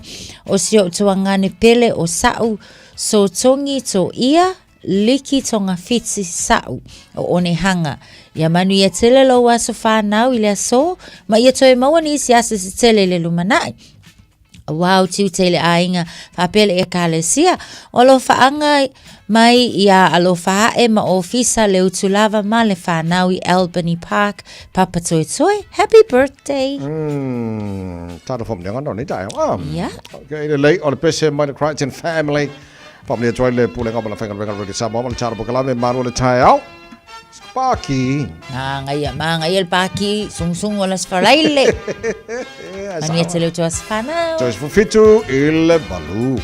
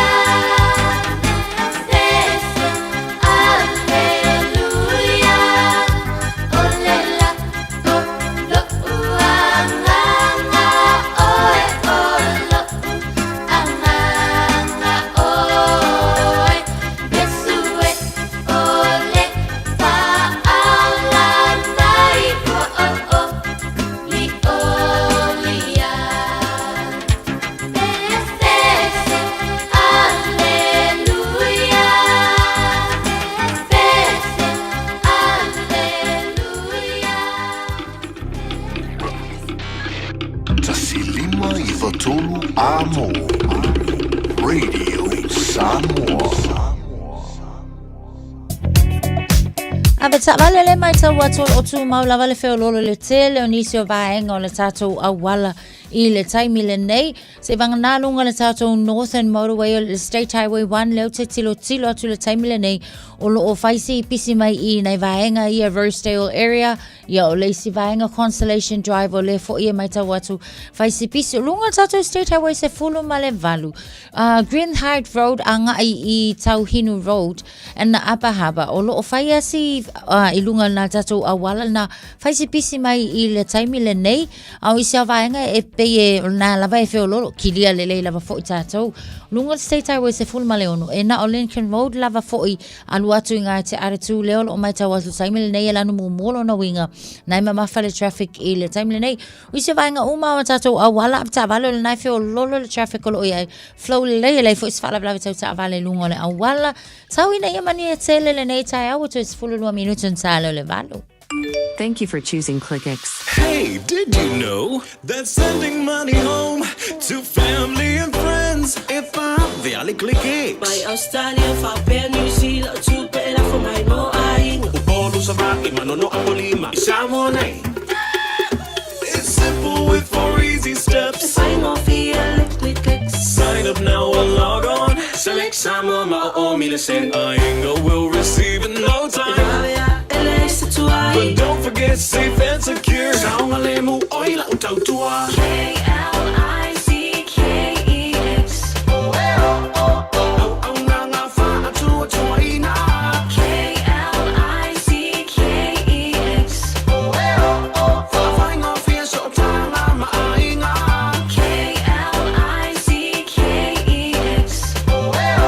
Supporting Samoa with our very best. We are ClickX. Talo for Samoa on Mr. Cowboy Lene. Fafufonga ma mai mo mai pea I le Radio Samoa. Yeehaw! Hi everyone! New Zealand's 2026 general election is coming soon. And this time it's different.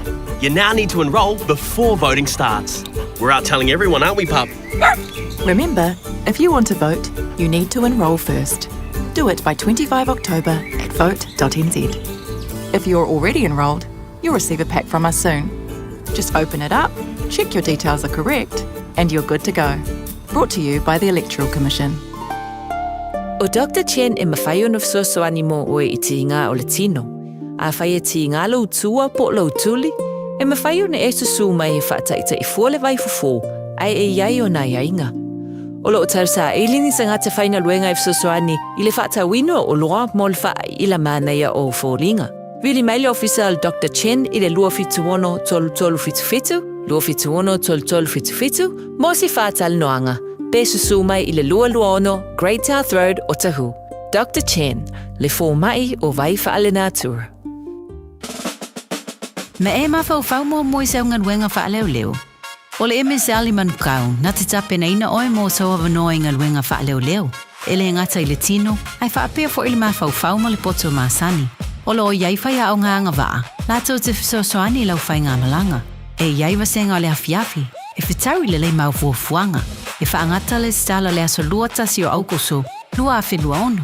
E tele awano ese, awa lai te toi whaatali. Tanga iane le msltraining.co.nz, be wala au le ovalpse lau, lua wha tolu walu. Ovalpse lau, lua wha tolu walu. Your future starts here. O mana o mie oe po se isia lo a inga se whisosoani tau whi malanga inga mo New Zealand. Ima ta au pue peo le vaita mai no whanau po ngaluenga. A whaia lau tali o le ioi, wala au loa Ken Ferniho o le Fern Immigration Services e iaila na lai sene, ma o silia ma le se funu lima tau sanga hola na tau tua. E toa tele tangata o whisosoani iai Ken, ima ta upu tau whi malanga inga, e awhia ima ta upu na o atu le tribunal, ma apili le minister. Tanga iana e le Facebook, ma le openga te whailangi I moli mau. Mo nisi whamtalanga, wala au mai le Fern Immigration Services. O luatasi, tasi lima tasi, o lima. Toiva minu tolo talo le tula valu le porkalame malu le tai al radio Samoa au nato fala longa le Enterprise Motor Group manukau le ala ata tu sasi tono lo tal Enterprise Motor Group manukau le sungai au kusa fiere lei. Faina fa talo fa ya to pe a fela tu tu le ya soma le weekend fo I wata tu wanga tu yai. Akuso fa te mo te nei tai au malu le se fo mo. Ya, malo ko tawa ta ilo suma le wa. Ya, me se poi le ta sala tai au. Ya, malo le usu malo le fai le tai au.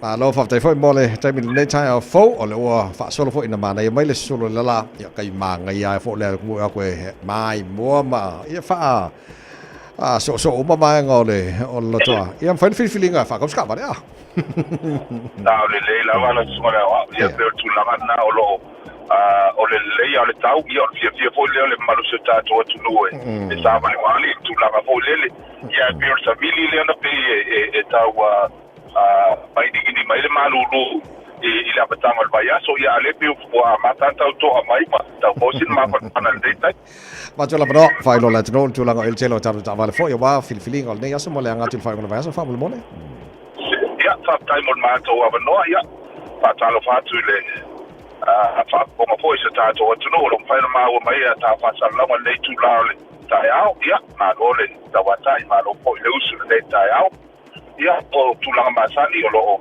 fa wa pe tu la o ta tu pa ku pa pito mo le foi ma sina ya fa ta tu ko ile tu no lo ba ya ku le to te lo se ta tu no lo a fele o na ma le enterprise ya ma to le fa ta ya le enterprise boy le amana yo se tau for my bike ya tu la ma sani lo tele man right ta vale o fa yo na pa uma walalo ya e lua ta to ya ti yo le si tu o le ya le o le patrick cars ya lo no winga lo mo wa ta vale school to lo na inalo ya amata tu le no afi fitu afi ya ki tau le mala fa so ya tu la ma fo I lo ba ya vale to tele o le tu no lo o I tu la ma fo o hybrid ma tulanga tato ta vale EVs ya electric cars ya ono le fu bai tau ta city o te mana no ya tato ta vale ya lo pai ona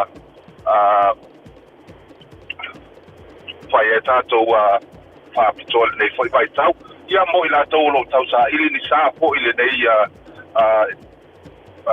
tula taimio le tau sanga ya o te mana no ya tato ta vale fai bai lo fa tau tulanga finance ya itono le tula ya o lo fo tali o finance ya o le license la ba na bia ya o tulanga tanga yo ela ta sanga ya e po se tava le tuai fi trade in ya fai po no fai le tulanga mo si le fia ta to what to know ya mo ni si fam talanga ya o le lima no fitu ta to le tres masani Grace House Road nei man kau vai ona su matala mai out ta to te lo ai ba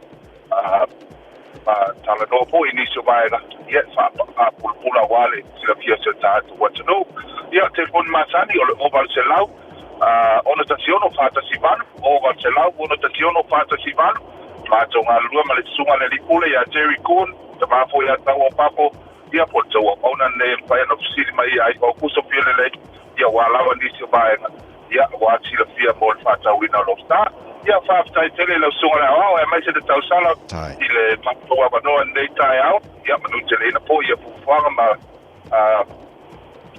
tita tu mai le ia su ia mai se pa fo ma se ta to wa no ia pa le tu fa sa un tu the weekend ta to fe lo ile la mo le lo fa mala le tu ia manu le ia Kuso fa tai mo le potel nei tai au mo ni foi faiva ole nei foi as for reile mo le anga tu fa ngor vai aso to 5 minuto lo talo le tu la valu to lungo taro tala mai samo nei va so pe tale tu la valu e le tai nei lo to vai atu ngor man fe e sunga fa vale le fu semi Fafte tele lau whiangal man mana tasha mo lau tu tua, mo le tātou tu nuu, o le amisia foi lau si ufonga mahali, le tātou po Kalame Breakfast Show, mo le tele lau whianga iei mga luenga, fuafuanga o te toi o le nei foi tau sanga.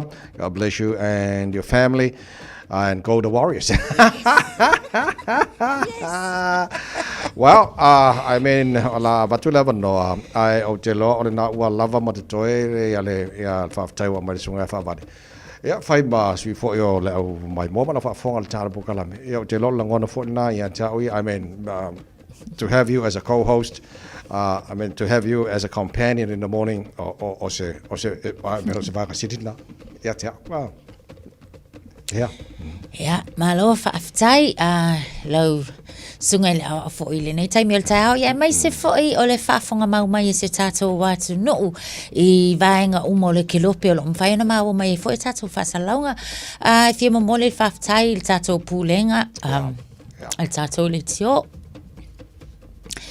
whaamalmalunga le sunga I whaafeanga inga fo I a lui punifasio ya whapena fo le whalsua ya ane Mole avanua fo isa whaongai nei fo se vai ia wale tau tuaina o si o tātou atu no I vaenga fo isanga lua il tātou hala leo nei whaaftai atu fo I au whainga luenga ai mai se lava fo I ia o le tātou pūlenga fo I insinia tātou umasanga lulu e whaatasi I le nei fo I sa valinga whaaftai fo I lau sunga le au tawai pe fo I ona e sau noa ia Atono le isi leo vaenga le amisia foi. Ia o nei tā ori maa leo le tai au. Ia o te taltonu. Ia e whai aso le atua. Yes. Se isi fo I taimi o mua ia tātou toi whailo ai whaaftai atu Samoa whaaftai tele lava fo I loutou talia ina o si whaatau vae tu sai fo I o au nanga I nei fo I tau sanga o mawai mai se fo I le tatalo nei maatua nei o maatua pele lava fo I maa inga si o tamawi le tā vita whaaftai mo lau tatalo ma lau tapua inga ma walo whaanga mo I maa ua ma le sunga I le awa o I tai au ma lava Tai lava ia ai le ngata fo I le na whaaftai le lava fo I lema whaiona o whaangaloina tua a mātutua tua a sina o lo o tatalo ma tapu ai whaia le whaiva o tapu ai ia o a fo I le manuia ia o le nei ngaluenga e maisa o le tātou wala leo whaafetai tele lava ai e moni lava fo I ele asa se faiva ma se mau poto le tau tai ai lava le tai mesi se ai o a lava foi ia nianga o le a foi se upu le tau ta mali I lau tau whaafofonga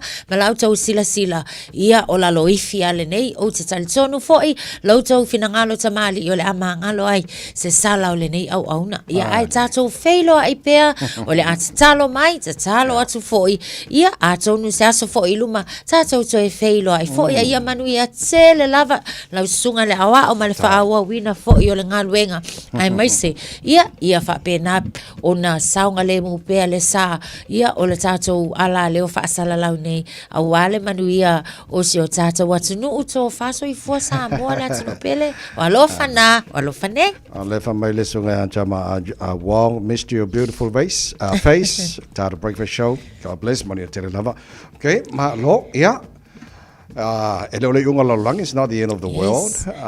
Sana poe mo nei taimi le lo foi ya stai me lo makako koe filo ai foi ia makako koe pa o fo makako pisi or kai au.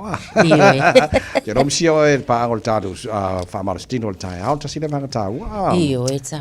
No lava ma lo. Ya wal pole. Au wal pole la wa kol pesi kai au. Oh na kako. Ai sa le dei. Okay, all the best. Famalo fafte tele lava once again fafte mole time for isa tu fatasi ai. Ya mole tu no ta do pokala me. Le ta mo le ta ya. Yeah. Okay, yeah, ta to fight will le ta go with Jesus. Amen. Go Jesus. Yeah, go the blackies. Alo yet the first up the was. Ya ko mga kuha ya ka ka warriors family. Thank you. God bless. Love you all. Yeah, thank you. Ta toro le tula valu si mai lau mai mo na fa fongo ta to tala mai sa mo. Usi mai ala whaafofonga o le whaapoponga fo ele nei o talafou mai Samoa. Awina sa mai mo oe e lau leiti o whalongolongo le Radio Samoa. Tasilima iwa tolu amo.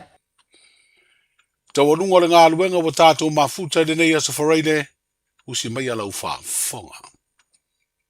O leo wa toi maua whangu o ke sene mo le au naga masani le mao tanga se ngase. O tupua tamasese mea o le matotua. A wanga se ngase mana o mia le tūlanga. Whapema le teimi e whai ni tau tonga. Wa whailoa e se tangata whai ngā luenga le mao tanga se ngase. I se li poti le li tua New Zealand. O le pōle solulu na taunu uai le wā leo le nā whanua. I sana malanga mai Amerika Samoa. Na au mai ei ma se uta o whangu o ke sene. Ma ua tali a inisi o ngā luenga sa le taunu o na whaatino. e pei o tonga i le ua le lava fangu o kesene i le maotanga se ngase. E ui wa tau nuu lea uta o fangu o kesene mai tutuila ma manua, ai ua wha ilo e lea tangata whai ngā luenga i le lipoti e le o lava. O lo iei ni tūlanga wha le tonu o lo a fiai masini, o lo o mauaile e o le o kesene e le maotanga se ngase, le mafua anga le tūla e mai o le nei wha le tonu ma o lo whaia iei ngā luenga, ina ia toe fo ia lea wha le tonu. Mo le sila fia sa tūlai mai fo i wha le tonu wha pene i le lava o fangu o kesene, i lo tātou maotanga se ngase lava i mato tua i te usanga i le i mamao te le atu. Ona sa wha le tonu fo i masini e mauaile a vaenga tā ua. Ma sa tali mai ei fo i le whainga maloa Amerika Samoa, i fangu o kesene na auwina mai, mo le au nanga le maotanga se ngase, o tupua tamasese mea ole mato tua. E tō tolu tangata whainga luenga i mtanga luenga o leo leo, whale pui pui ma le toi fuata ina ua wha malo lo le tu mau pe suspend, ina ua maua mai le taunu unga o suenga po test ua wha mao nia, lo lātou tangofia, o nā koti po fuala au wha saina. Ua wha mao nia le sui komisina le sunga le i a taua Samuelu a whamasanga lea taunu unga o suenga. I le vaenga wha asala lau o le Samoa Global, ma wea wha ilo ai ua wha malo lo le tu mau ia tangata whainga luenga i tō tolu, a o whai ai se suenga tiri. E leo wha ilo ai nai le sui komisina i le lipoti, po ni malu o le malo po ni tangata whainga luenga sa vidi wa fia. Ai mōre si le fia se tasi leo whainga wha vai, ale mtanga luenga o leo leo whale pui pui ma le toi fuata ina, o le wha malo sia leo le whaio suenga e sa idi ai le o whainga luenga atoa, po o a fia le wha o ngā ina o fuala au wha sa ina. Stasi fo i leo whainga wha vai fau, mo isi au nanga umalo tātu malo. E leo wha asala lawina le mtanga luenga atau i lātou e tolu o wha maonia, lo lātou wha o ngā fuala au wha sa ina, mai leo wha ilo ina foi, po ua whaia ni o lātou mo yanga. O le whono le iuni o tangata whainga luenga i le Pasifika, leo lo usui e Vanuatu le nei vā yaso.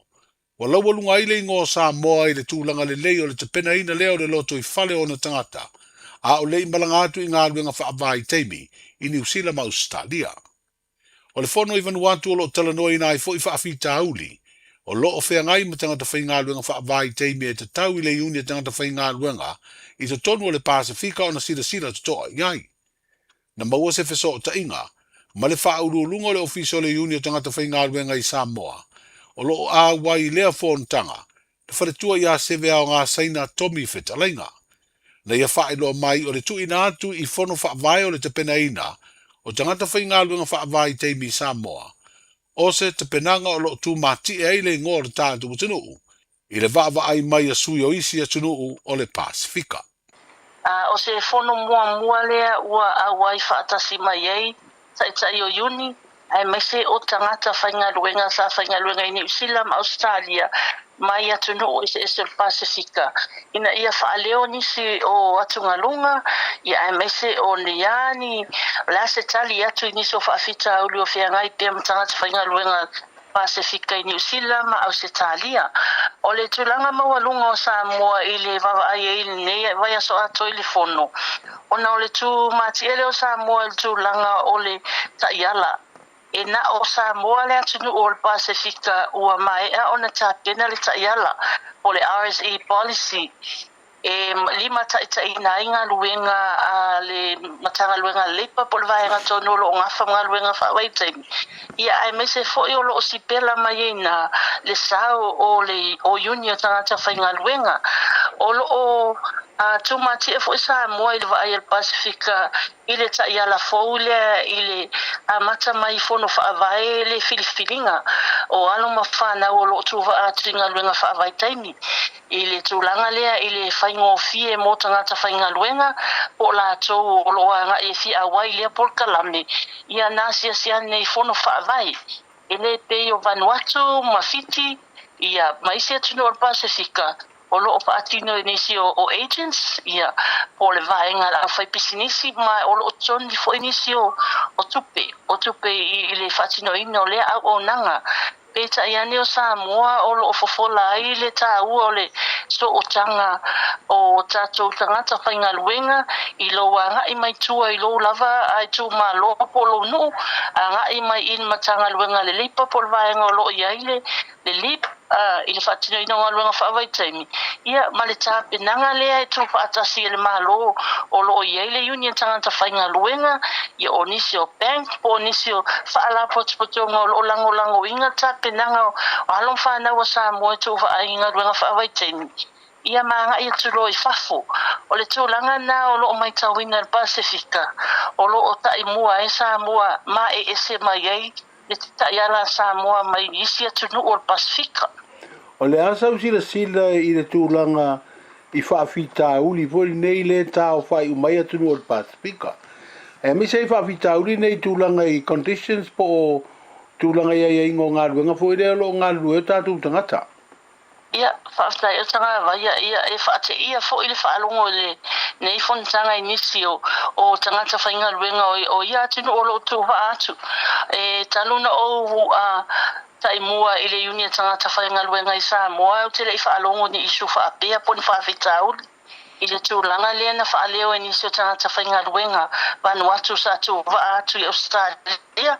A mese la wale tūpao tamaitai e whaapea e tu o taimi le taimi fa malu ai tu lo sa amata na tai tolu minute ma fa yo no e fa malu ya le wa ta yo no minute e te ile fa longo ia tu inga fa fita uli po o lo nga fa mota tu tanga ta fa inga luenga ia o nisio o fa fita uli fo i mai sia tu no o Pasifika o ta wa ile le tutongi fa alu o pa se se tanga ta ile to fo i mai tu no o pia mai ana mai ona ava ese pena tongi le tolu masina talu na tau no ia tunu o fainga luenga ai e ano ile mau fa fita o li sa fa leo oni se foi taimi e langona le ma fatia pe afa longo atu i nisi tanga ta fainga luenga i fa fita o li le ala se sila uni nei tanga ta fainga luenga o le a se feso soani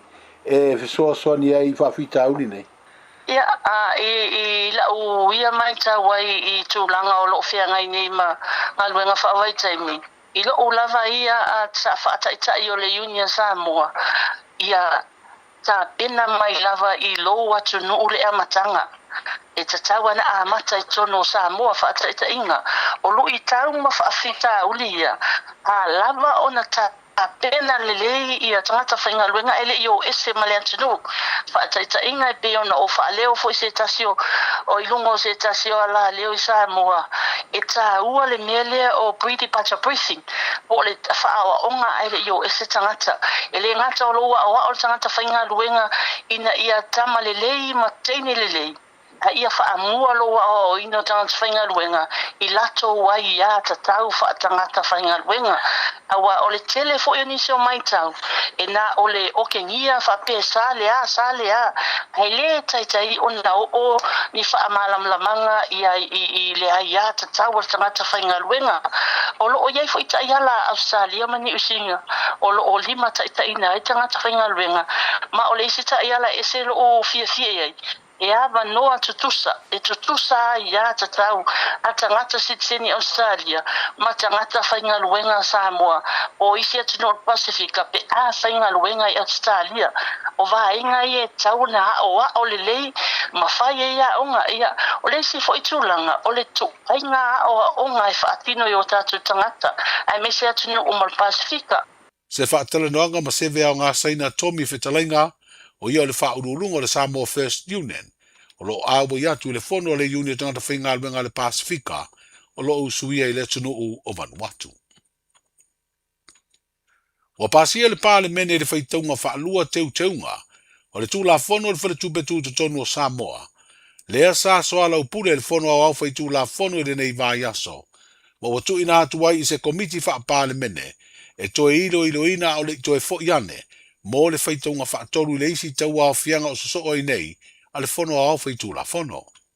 Oni teunga o whairoa le te tai o le tua ngai e te ena ma le talia i lana i tū, o lo ngai le malo.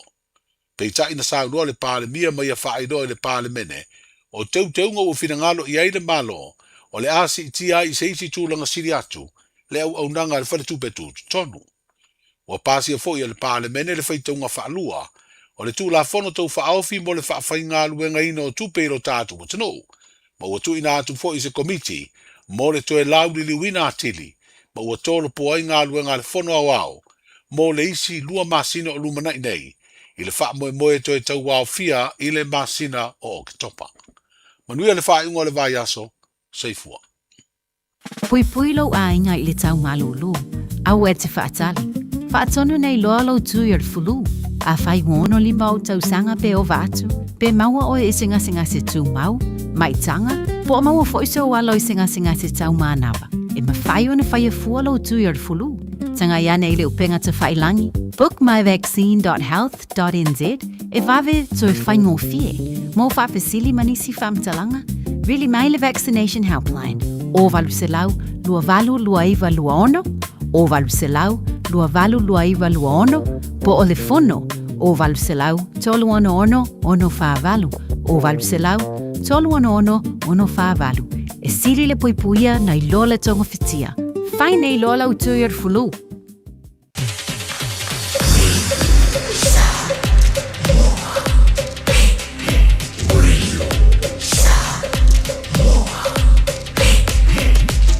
Tasilima iwa tu, amo.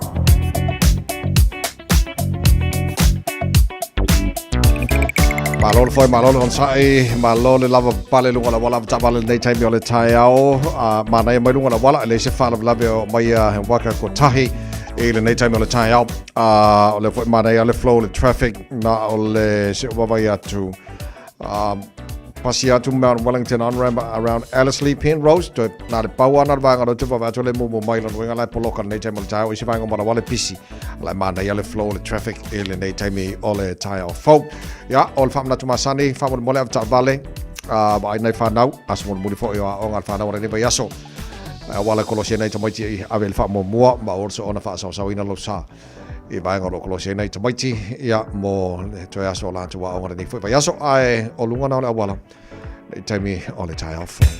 It's simple, it's quick.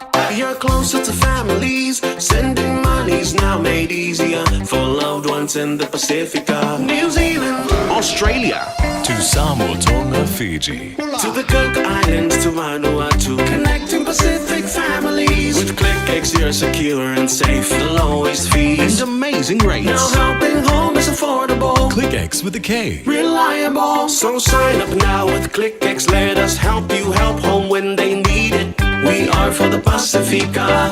We are ClickX. Radio Samoa. Taslima Ivatolu. Amo.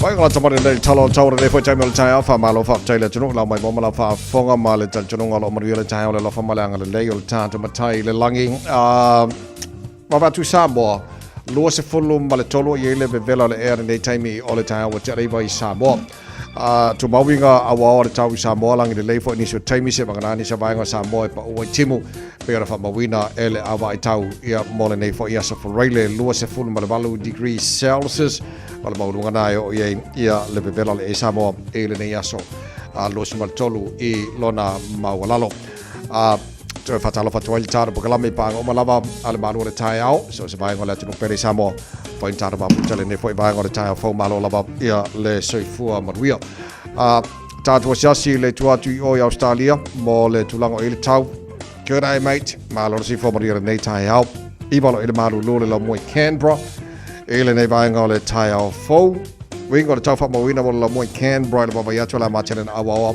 e langi le ni so taimi pe ora fa mo wina sfulfitu marunga al malu fa mo wina o Canberra ele nei fo yaso fa taro fa malo le tino so ma ngomel ponelo tar ma futa nei tai ao malo la versi fu maruia i balo ele malu lu ele nei taimi ole tai ao wingo le tau fa mo wina mo mel pone pa solo ina awa ole tau langi le ni so taimi sfulono marunga al malu fa mo wina mo mel pone le so malo le tino lo tar ma futa so ma ngo sini Australia nei taimi ole tai ao malo la versi fu maruia sfulono ma ya di malu me le nei tai ao wingo le tau fa mo wina mo sini Australia o la fa solo ina awa pa una wangara le vei fo ni so taimi de la le mo jo lo su tolu e lona maulunga malo le tino la lampa pa ao Adelaide fa tala fa nei tai ao i valo il maru lu e le nei taimi ole tai ao fo Winga le tau fa mawina mo Adelaide le so awa pa timulang le ni so taimi sfuluono mo runga malo lu fa mawina mo le nei aspore Brisbane, good morning. Malo si fo maria nei taimi le taus fu tasi le malo lu winga le tau fa mawina mo Brisbane le so su solo mata ngo fia la telo vaingo au kilani lo su fa ola ma le belo le mo to e le so ile va tu Perth Australia malo le malo lu nei taimi le taiao Winga le tau fa mawina mo Perth Australia la fa solo su solo mata ngo fia la lo su tolu marunga le bela o vainga se mana Australia mal tu lango ile tau fa mawina mo nei aspore Tama ki makaura wa kilani no whanga whasalango Radio Samoa Iwalo ele maru lu le nei taimi o le tai ao tu mawinga langi le lei o le tawe awa awa pa unai wanga ni so taimi piona wha mawina yangi maria marasaviri mai sau tisi sifo sifulu ona morunga le maru lu wha mawina mo ne so wa tu fafo ia o le awa awa mali tau atata mai fo le langi le lei la tau tai ao pe au dia le langi le lei le tau le telo baengo au kilani tu tusa le maru lu nei matau sifulu ona lona mawalunga le wanga yon tuatu le susa awa awa langi le lei pa unai wanga ni so taimi pa solo langi le lei la songa fua ma la so lua ma la so lulu pa timu la stofil ba yaso oluma na e ato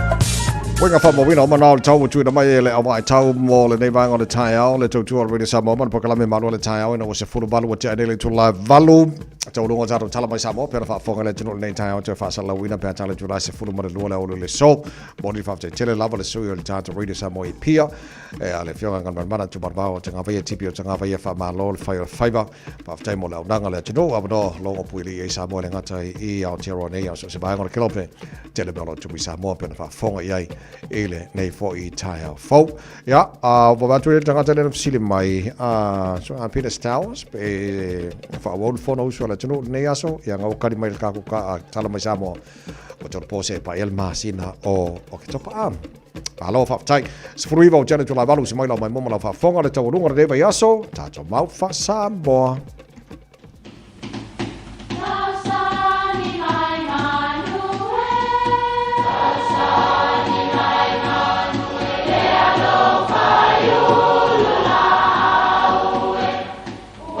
E o whanga manu i ululu o la au, awa e whawhanga I funga o la au. A o le tangata, e whawhanga I upu matala. O le mawhileo o alanga upu mamuanga ngana sa moa maona whaapongai, e a fua I lona sio mianga. O lona lea sao I le whaatufunganga o le iloa whaale aso, mai le tautua se ia o ina pule. O alanga upu mamuanga ngana, ua lanto mamanuina le tō whamanino a Samoa, mana tua fo'i, e tāo fitau muli le atunu. Tau tua nā awane I sala le ia. O le upu lea, o le upu o le tautai I tangata o lo whangongota I le upenga. O le sala o le ia, o le sosola ese o ia, mai le upenga. Ona ua whaale tonu le taiao. Pe sala fo'i muli lau. Manatua o ia, o loo ula vavale, ma suru solo, ona o le fia sao ese mai le upenga. O nei upu, e fau ai tangata ia tautua nā awa lavane I ai se mea e whaale tonu, ma tau valea ai le mantau mai aisi. O le a sao niuni le tantou nuu e si antu I fafo, awa le whaalanga mai ai le tai. O le whautuanga I ante utou le malosi o le tātou nuu, tautua nā le ia ina ne sala o na maulea. E le sili antuani mea, nai lo le tau le leia. Ia manuia lau whasausaunga.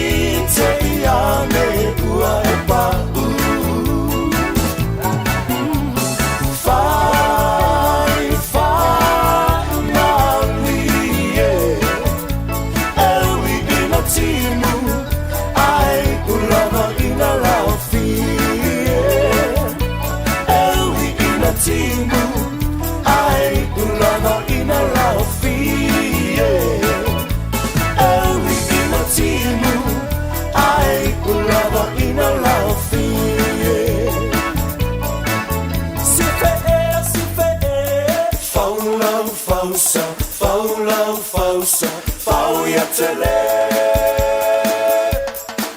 Sife e, fau lau fausa, fau ia te le. Te sife e, fau lau fausa, fau ia te le.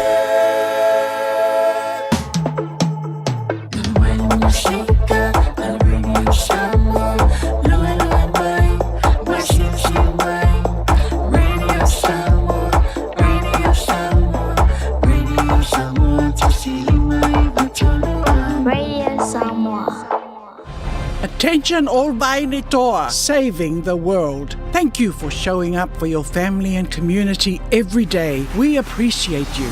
But even heroes need checkups. Your next mission? Protect your future with regular breast screening, because a breast screen today can save your tomorrow. If you're aged 45 to 69, book your free breast screen with Breast Screen Aotearoa. Call 0800 270 200 or visit timetobreastscreen.nz. Au kilani I saute, o sa ili se sa mo oe malo aing, o le Enterprise Model Group manukau o lau fale ta vale fa moe moina. O tele ta vale matango fie filfili mai ai, tele le fisosoani o lau fai ngā luenga mo oe, mo se ta vale talafia ngai, su mai I le 5 Grey South Road I nei manukau. Asies fo I le upenga tawhailangi enterprisecast.co.nz, pe wala au mai I le oval selau, 5 lua tolu fa. Enterprise Model Group manukau, sa ili, filifili, ma ave loa lau tāwani. O fia awhistau tama I whaamomoli Samoa, ai omi tele wa asami. O le AR Customs and Freight, o le au nanga la foina whaamomoli le waalele. Air Freight, vili mai auwani le AR Customs and Freight, ili olua tasi valulua lima tasi fitsuiva. Olua tasi valulua lima tasi fitsuiva. Monisi whaamtalanga mai yainga. Wala tamailia sofa pitoa o tamaa. O lau fale ofu wha moemoeina o le tā noa wa lava tā pena mo oe mam male whanau. O le a mauari pa o maulalo o fo papa. Maua o tino mai le lua sifuru tā la I le liwa sifuru tā la. Sifuru pasene pa o waifu siwa, maua o malanu ese. Susu mai loa I le tasi limaiva o ne hanga mo. Te tala mai le asunga fua anga I le aso nai. Awane e misia le whapitoa mo le asu sātama a le tā noa.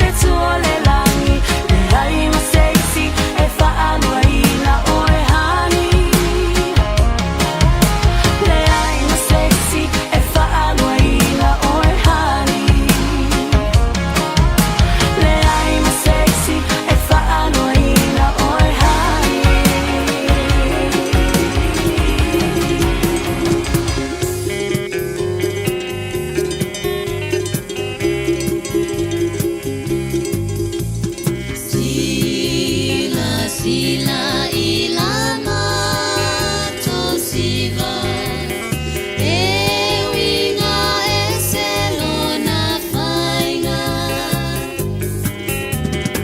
ele pati pesona na nati ae muala vaile siva saufai sila sila ia itanga le tene o le vaela ala fa amane ene eta fiti fiti solo tene tene o so so awala vane ie toi ofo ia ufainga e feolo na olo atama e tene tene solo pei o selupe o le aolo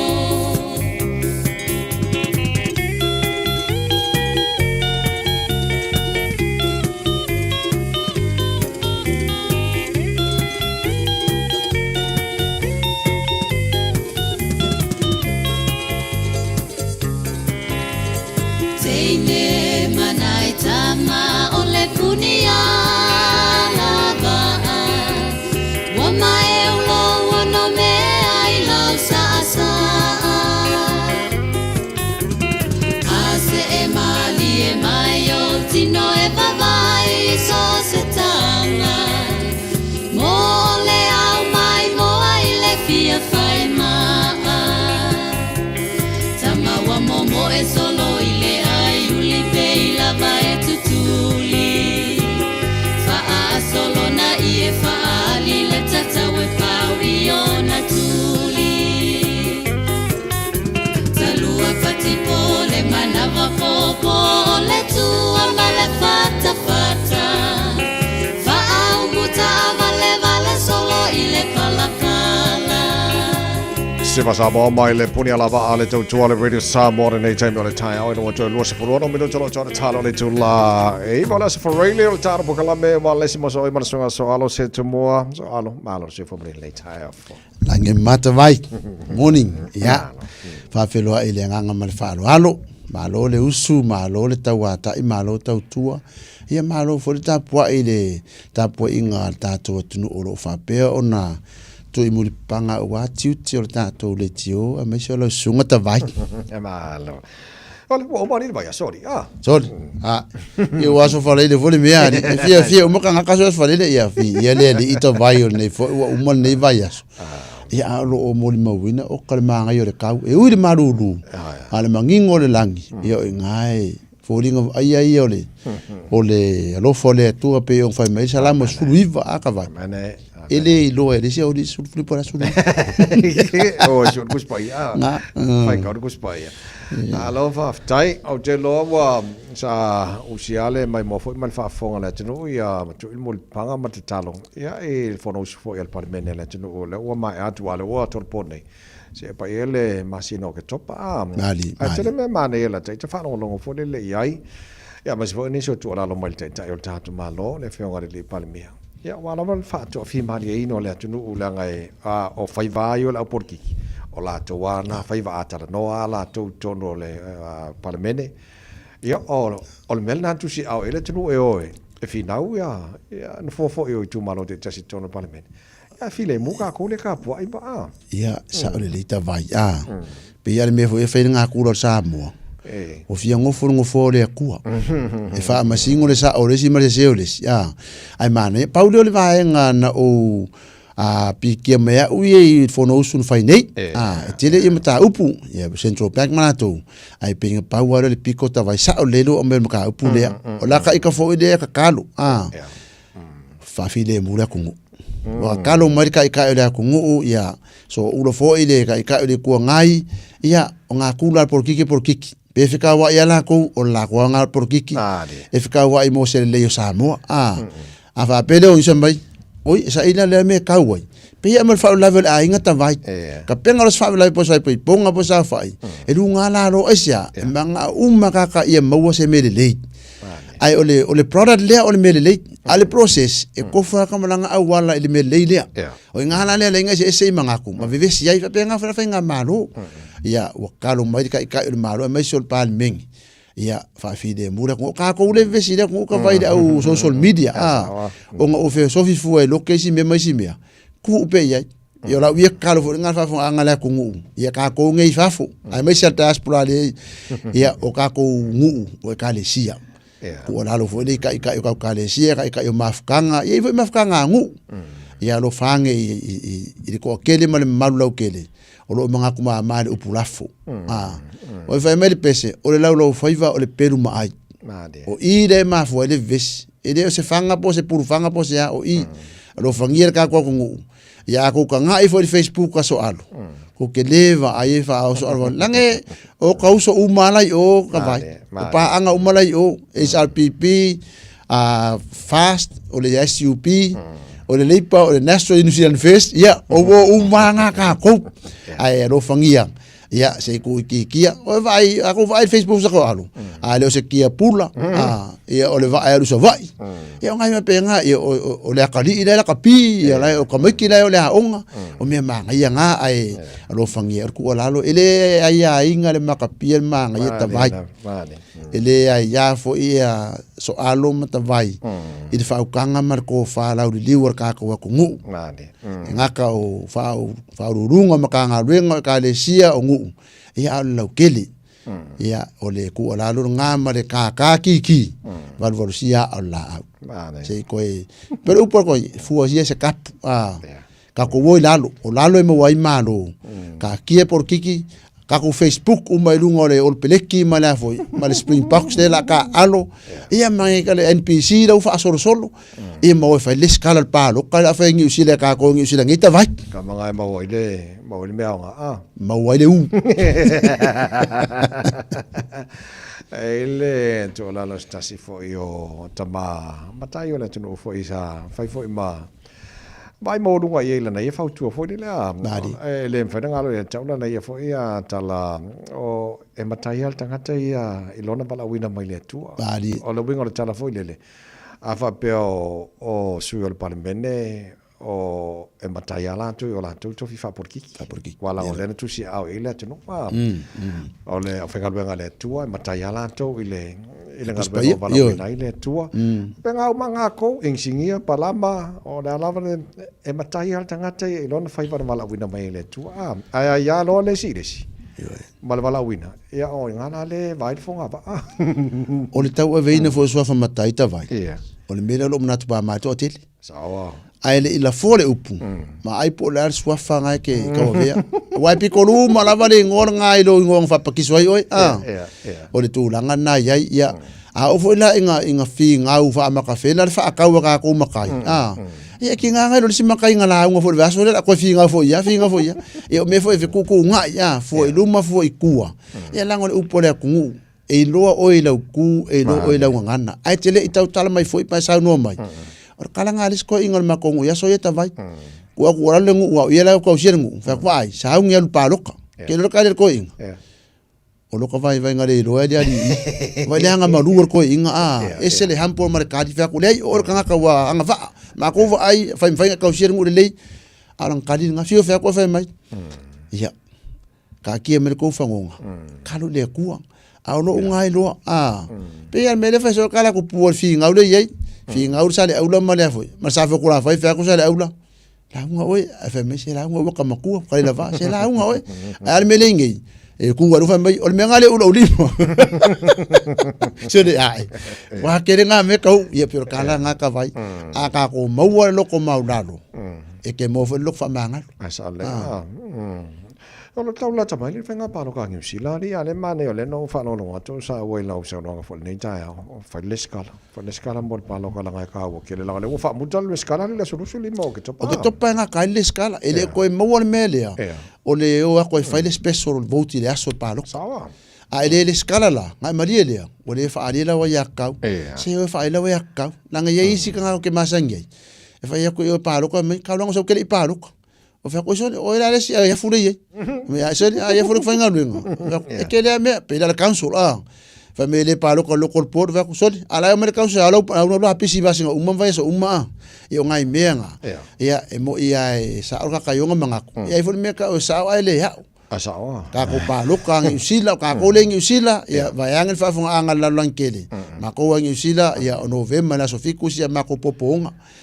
ia o ku ia o manga ele skala before 25th of October inga im fa yung fa dia la wa ya ka o pa wala ki ka so alo ma ka vai so soangi I kam fainga le officer fai paroka o mai fai ka ko le skala ka ko le paroka ia pe ko langa ngai ta vai pa no me venga ko fai ko ora lo ka mo fe me pula la ka ko inga la me fai sit a fai la fe me vale me de fe ka ko wifi la to fone Fengal wenga ia le tama ai le fengal wengal tina ia pe fengal wengal tina le fengal wengal tama o akule o le wens wa ku ia fa le wens kere kupia do ko longa mo wenga le shopping fike mo o ka le ko po sa ngi me ali so al ko la bo si fi e ka wanga ko ilo mo ko ilo me ngani wa pe la me nga pe ko ta vai ya fa la ko last 2 weeks o le fo ko ngaru so alo le vale e po ka la mela le wins ka alo vaka malama ila ko lo fenga lo la MST e como fai so ka ka ye job seeker benefit e o e so ngaru o mele kupu o ka ka yo me so ngaru ka le lunga benefit ala ko visi asia fa me ke le ko ngelo ko rua ma ko for kala risko inga ka vai you tax the worker and you pay the not working ele fair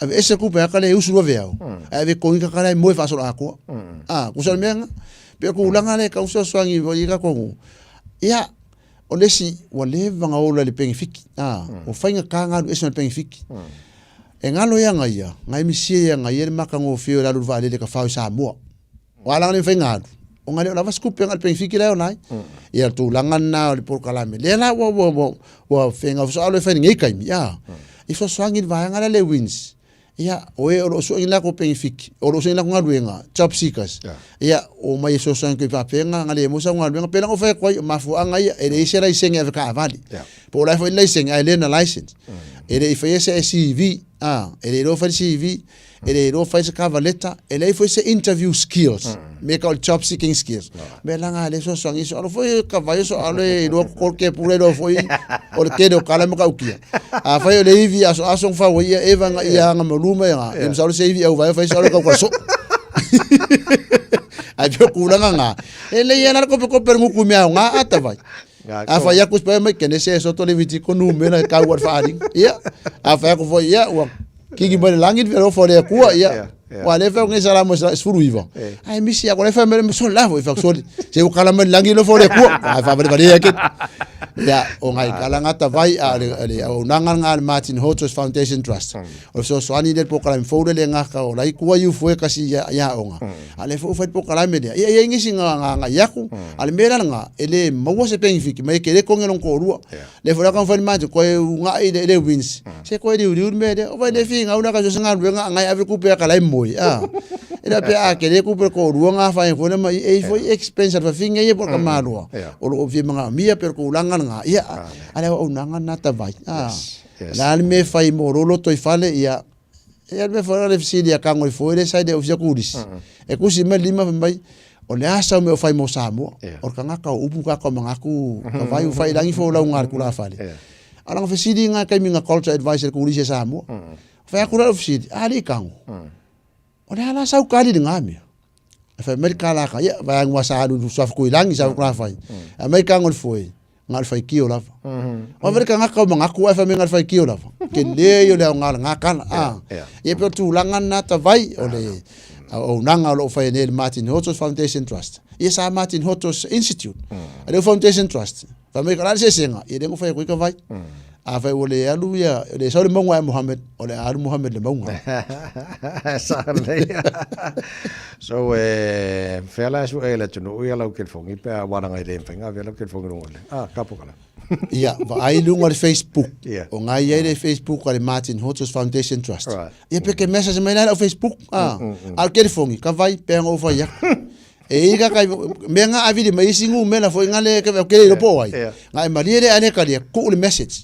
O ngai kali ko ngiso e genuine na video. La ngoisi video o me telemarketing. Asawa. Ele kai mo ko ngi message. A mga avo kope kai kali vanga ia pe ko langa i me fo ngalo privacy fo ngale pui fo so alo la makio lo ngolanga le video mo. Ka yo se video me fami ona vo fa penga o fa ka se. Fa penga fa ka kuspaia. Ya. Ta vai o lo ia ilunga ina le Facebook ma le social media ma se fo penga sa fai lang ia fa matalanga em fai ona ma wai so swani mo ila to lo fia mo nga luenga o me tatu nga lue fa tas ia ai o le afoi o le kapa au so alo ngo ku o langa ngo ai fai kau filonga longa winga ka ko fer kala nga pa mo mi si fo ka inga ai ele se fai va ngo se ma ko vai e ka pa au mako ngu e kausi fo so alo o malai kai mo kwa ili mafua o ai fa le ko so alo fa maria ko le kai mako mafua o ngai ko ka ngaka ki ngai fo ma fo ses o ngi ngi asa ta vai fa te mal ta ko la men nei ta so alo maria fo fa val nei asa maria fo fa o ma asa so asa alo se tu mo o ta ma kala me tu wa le si mo so oi e na o to es fu lo minuto lo to ta le tu la e va ta to o na bori to ma chila o na ta o pesere mo fa na Jerome Gray time ago in the island of Manono, I gave one diamond mama to a lady named Moana. Her hair black and curly, hanging down below her belly. She's astoundingly beautiful. She says I'm the perfect lady. Moana, Moana, the children are crying. Moana, don't you younger to me. I don't give a damn, you see. Don't give a damn, you see.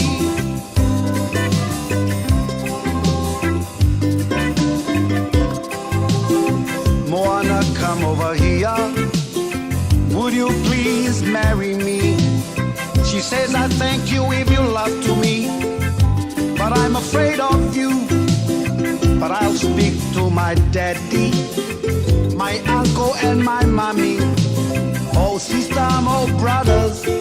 Yamal mako ay nga ako umalama.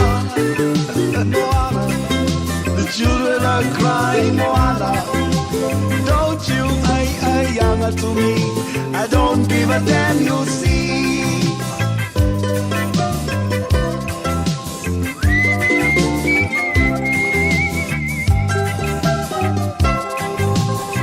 One day we had a fight. My head she hit with a big falai. Whoa, makapongia. Moana fa'atali, my dear.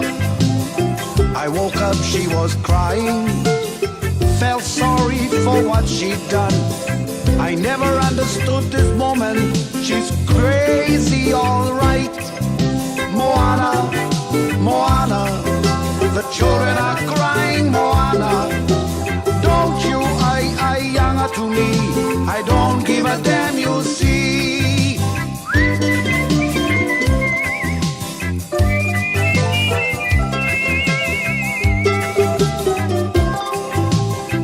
My Ingilisi is not too big, but I know your conflicts. If you say no to me, I say no to you. I'm sorry for my wrong. You bring me plenty money to give the fa'alave. Moana, Moana, the children are crying. Moana, don't you younger to me. I don't give a damn, you see. Moana, Moana, the children are crying. Moana, don't you younger to me. I don't give a damn, you see. Moana, Moana, the children are crying. Moana, don't you younger to me. I don't give a damn, you see. Don't give a damn, you see. Toto mo rin sa mga mo to iwa minuto lo to talo le tula iwa ele le fa fonga le mai lo fatis mai le fonga de pole DT cell a fa e fa tali mo tatu CEP on a masaneas for raile ele le fa fonga le e ne va ngole fia fonga ina mo lo si fil nei tai au ina ke we kali mai ya ai pe lo este me bun mai le la fa le fonga la pepe tuna tale le ne no fatis mal tatu kala me ne foi tai fo pepe pa tai mal tai ba lo si fo mo ni Whakelo e pila usuka le awa o le neitei me le tai au e a pai ane fōi le whawhawhonga ta pua e a pa anga le tātou o kalame e a mālo le soi whawhawhia mālo fōi le usu le neitai au e a o le ua tu sa o atu le tātou po kalame e a mai sini au se tālia e a tangoro o manuia tātou mai ukilani ta vai ya mana ya mal tau mana sul ma la le fo ko fe lo mal malu lu manuia mai o mal tau sini ya mana ya la tau ine au se tālia me le o malu du telefo i pe o tātou ina i ukilani ya ai faisi pua o fo yo i dei tau telenda sauleta ma foi le tau le madino el fel wa i lugo le wa ya ai ono pito no le pote faisi ma o tele e to no le west ya le inda pe e tau fa pe ya lo okay foi be u pe nei isi Alo faftai ole te lo tali ni sil se iper maseneas for ile time fa pe nei ya va tu pela no po va nga fo na sil fia fa mo na be tai te vai ya ono le tu wai o le tātou i poti nisi o tātou entry solo tau whamau tū mai ia masalo o se teimia le aso le amwhena ato toi tūlanga ia o na whaatino e leo le tātou se ia o le atu le mita i atu le pokalame malifitalinga titia i le aso ka fua ia o le amwhelo na whailoa ia poi fo i tātou le whamanu e ina le tātou se i le neva i aso ia e pia mai ei ia rato u kala wasa whatau tapa tai tolo sfuta la pe siliatu ia pe la fofoi se le di whaunga ele mai character titi sao la foto se la tala New Zealand porto se la tala Australia pe siliatu ia o lebo rato wa no tono tatu sei le fati noi ile so ia ona fasa lau tude ile aso fua ya mas ol tato facto holda tawai pesalo to le vai aso de mal vai aso fo ya onda fa mai a foile ya o te lo mau de leipo a fiesa le peito tato fata staple vai aso de por vai aso fo tawai ya okay no ko no vai aso e lo ti lo ya to mora tal fe kai le fo mal fa mai noli ol tato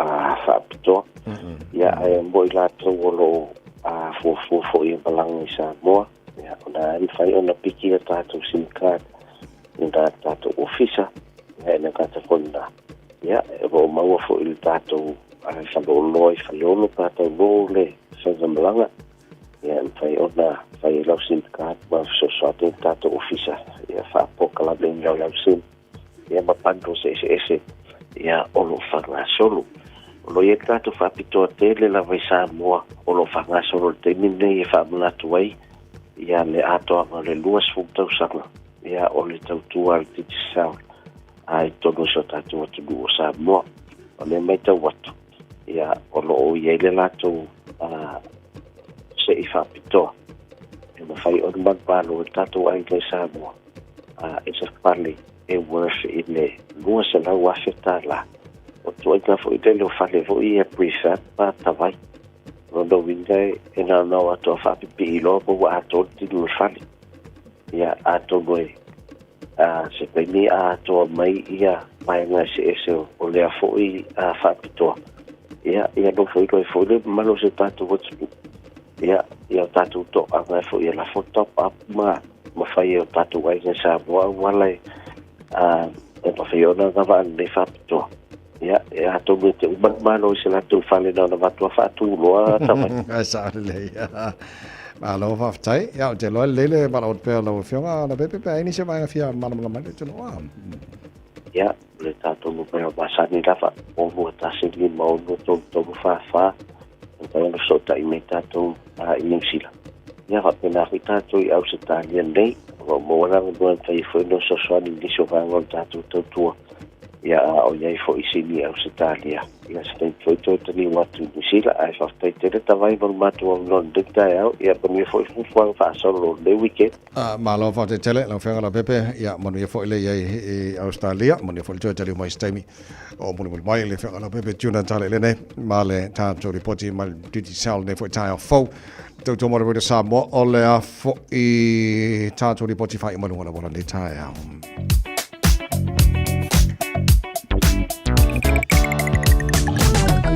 so mau so long le me o mai I lunga la wala nei time la tau av tavale ma lo la vodon sai ma lo le foi ya tau sina lo fo le tua so enga le nei aso ma le anga tu fa or vai aso ya tu ba sa ma le mo fe malanga inga o le nei fo I weekend o ta tu anga tu ia. Thank you for choosing ClickX.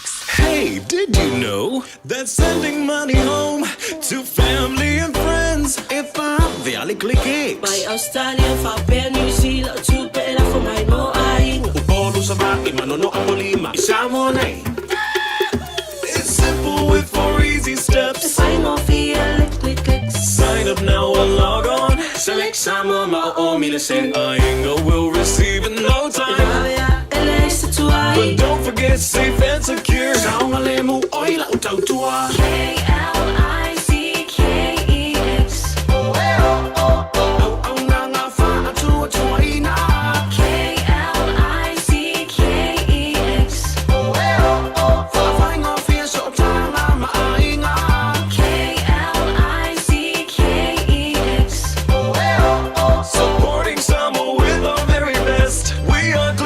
Dr. Warren is on modern time ole tai au ole vanil tai au te tala I le falo lo le tano tasini mai ba one hanga mole hanga mai pali mana fa ngar wenga la fa nga solo la tu sei o mole asu sa ta ba sorry mai bon tala fo nei tai au sunga se li malau na ba pesi mai matangi ba sa sai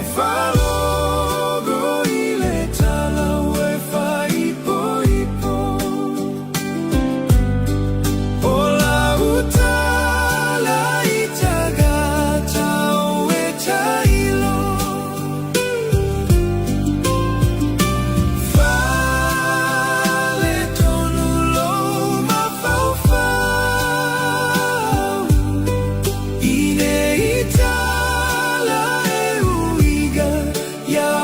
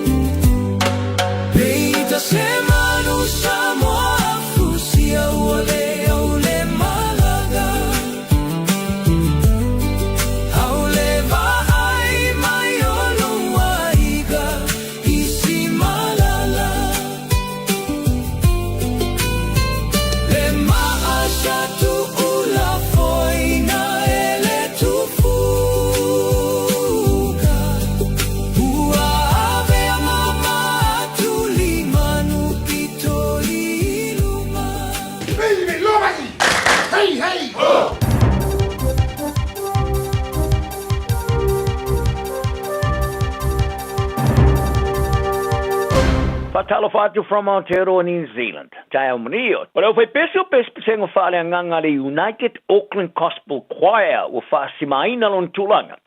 I le awhia i au fai pese tū mua. Ina wa mai ana manu malo le pine auro le ta longa au fai pese le rolangi le lua whemare le furuono 2026 World Choir Games i Sweden. O le tauvanga e loai o le Olimpeka au fai pese. Whaariari te pese se umanu se Woti Simon mata whai JP, le foi a vea mata piano. E le ise whātu i loina i lanto le whaalau loina o lo lato lava whasi no manga mai de Pasifika. O i lato foi e pito sidi atu ona lele o wau tangata monio ele. Pasifika, Maori, ma le itulangi ara Oceania. O le au whai pese to limas fulu e mafuli le tangata Maori ma le Pasifika.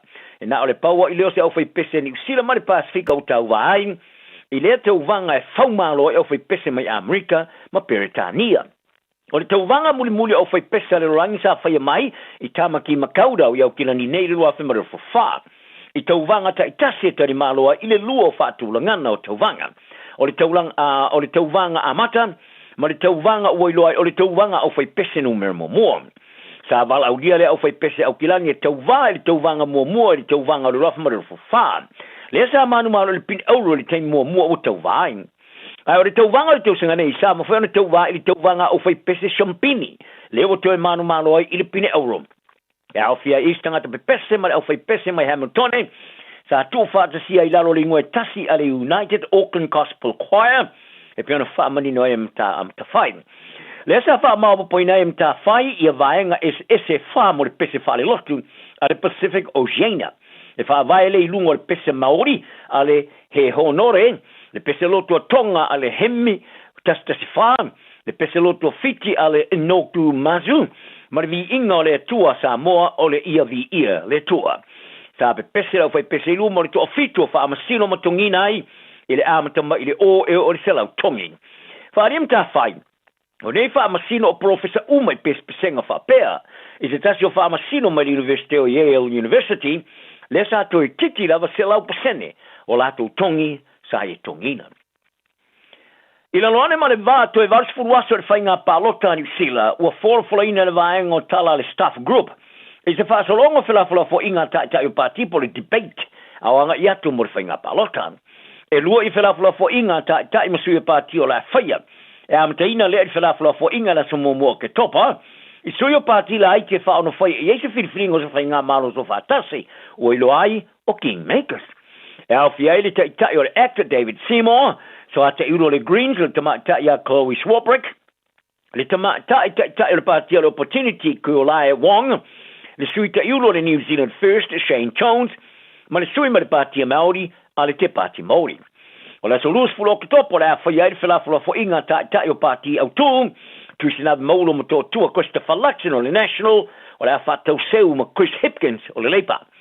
Ma se awa noa leo le atu uina I tangata ni usila I se awa noa, e whaia ia latu lava whiwhinga I pāti au tū, e le se funuma le waruaso ai le whaia a latu pālota. Wa mana nao ia le pāti a le Greens e toi whaafo ia le porokalame o mea ai maua fua moa onga I le mea sa I moa. O na whaalau tele atua I le isi a onga. Whaadia le pāti a whai ai a vea ma se vaenga o risi whai ngā malo. O le a whātu mawina o na whaatpina lea porkala me ale ka ora ka ako. E pia na toi whai ngoai I le healthy school lunches I a o ke topa. Sa whai le whai ngā malo o ye neni swinga I le wala e whaatamo e le porkala me isi tūlanga. E tipe tupe whaatwain. Sa te ia I le porkala me mani whaafitau li tau amatanga mai o nei swinga. E au fi ai male le o me ain. Tuai tau nu o me ai a onga. Ma company sa foina le tau tua sa te punia ona o ngau. E sa whaalia min stal ngolango a onga David Seymour ya me. O te mitonu e tili vai nai nei mea aito e titi lava se lau pasene e astaitasi. Ma whae tionga o palasi lalo I le siria mariiva suma lua pasene. O le whaata o tonga o le tau e ngā se le pusa mea e tasi sa tolopu I lalo. I le tolu ta la lima suma le varu sene I company uma. E sa pala ia mea ai. Ai o mana na o le Greens I toi whaafo I le whaatupenga o le porkalame I le ono tala lima su sene I le mea ai tasi. Whaalia le tamata I soa te iuro le Greens, Marama Davidson, o ai inga whaatino le Greens, o le atu e whaafo I le porkalame ka ora ka ako, I le mea sa I moa. Ina ia mo whaono foina mea ai tawalatu I a onga lawa la tau, ai po company whaaloto I whale sa ungeina. ma whaalau tele atua i le lata, i le siria marisela wa onga, e maua nei me ai mō tamatia onga. O ia le wha moe moe le minister vai whafo le moto Papua New Guinea, o le mata upu ia Papua i se sifo po le West Papua. O le atala no ina le whonutanga o sau neti ai, a ta ia le whono le Pasifika, le Pacific Islands Forum, PIF, e usui ai Palau.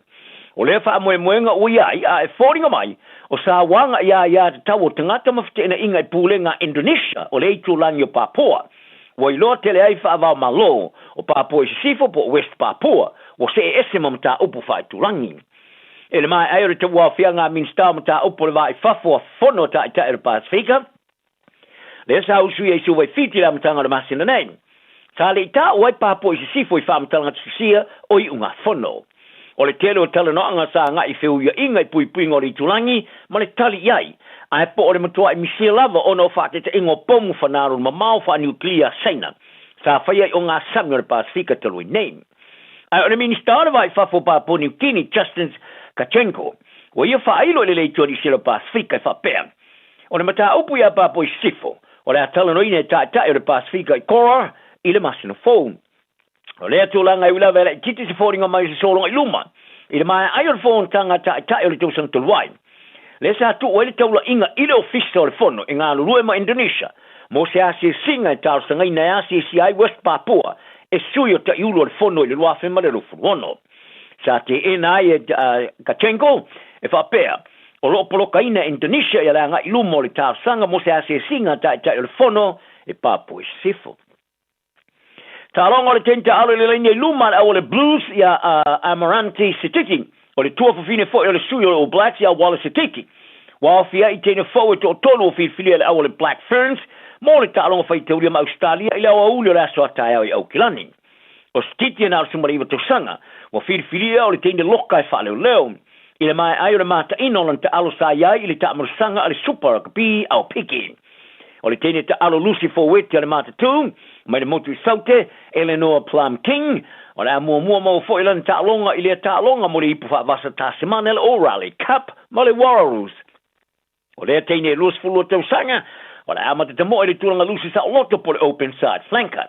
Whaatasi ma tene wa mata ina le ta alo i le Black Ferns i Aliana Mikaeli tu, ma Kaipo Olsen Baker. O le tamata i ta alo wingi a Shara turi au tuaa, o e sfumariwa tau sanga o i elfa amo e mo fo isan ta alonga mo mua maneno fōle o whale o leo. Whaari el te mai tai whaia onga le Black Ferns, Whitney Hansen, o Eleanor Plum, Amaranti, Masaira, o ni teine ta alo tala vau wha fiafiai i le tele o se le leim whaiona lato whaia se swinga, o le au marilo manai. O te tasa fitubu pulo la kapia ta mai tai New Zealand rupi toi o sainia neisana whengainga ta aloai morkalapu o le Trail Finders i Angelani. O le Trail Finders e whaamautu i le aio Ealing i Lontona. Wala tovi i le saini o le tamata i sa mo kiwi ma whaingoa i a tui. O se tasi o teine ta alo pito sili o na mai te wina i le kapia le rangi. E ere maam anga le vanga tala le BBC o le whengainga tasi tau sanga. O tui tosu whatau sanga i tele sona o ngā molona le leisa i ai i le kapite to fitu ma le kapite to smale lima New Zealand. Le sa tele sona sao le manumalo ale Black Ferns le ipo le rangi le rafi ma le fululua. E manu malo fo i le pini auro i le aula kapite to fito le Black Ferns 7th, ani sila le ta'alonga Olimpeka i Tokyo le rafi ma le futasi, ma le manu malo i le pini siliva i Rio de Janeiro, i le Olimpeka o le rafi smoleono. O le awa i tune i le isto mai ta i le sui mumo fo i le Black Ferns, Alana Poland, i le kalapo le Trail Finders. O Andrew Webster, o le a their names whaia o ngā whaululu wa umia se taime ta i ele o le kapiliti le Warriors in New Zealand, ina o seinia se toi whaabopongo lan whengainga se iau lia le tausanga i ruafe matus ma le lua, o le tamarsanga o le NRL. O le whengainga o toso i nā tua i le taime o le whaia o ngā whasu whatausanga i se fulo tausanga, i le kalapuni ke tasi New Zealand i tamarsanga o le NRL Australia, ma pasi ai lesi whaia o ngā Australia i Ivan Cleary, le ono tau sanga le umisa whaia o ngai i le Warriors. O Webster o se Australia sa ia whaia foi e fia tele le kalapu, mai tele na mnauson tantununga i se mea mawhai ona lato au sea, ma o whaanga e tia tele ai i le awa noa mola na whengainga o toe whao popo. Tala na yaso, ia le anga malu tang tauma, ma ia manuia, loa. Talo for Samoa, on Mr. Cowboy Lene. Fafafonga, ma mai mo mai pea, ile Radio Samoa. Yeehaw! O fia tu fakta si ono nonga to pe uma. Ai asa tu pe se fai paiponga. Pili laiti po oso fale motu. O le Trust Finance Mortgages ele ese to tonya lato workers. Mana au noa le onwa o, falua lua, onwa lua tasi. Beta mai ane ile trustfinanceMortgages.com. E ia inga fa pitoa. Trust Finance and Mortgages. Finance solutions you can trust. Oso. Son, fe o kausinga iau makari ila manga iau lau ka vali fou. La boi amu so. Bye. On the Enterprise Motor Group man ka. Wa uso yait kaya wangi. Lei yang whakamoe dau whainga duenga. Ai o akurea fi wa show lau ka mai lunga lawala. Ma wa umma koinga ka vale. Piki apu SUV van. So koinga ka vale ha. O feet for cover. O le lima ongo fiku Great South Road man kau. Pe vile le over se lau lima o dua konfa. Enterprise Motor Group Manukau. Sa ili, fili, ma ave loa lau taavali.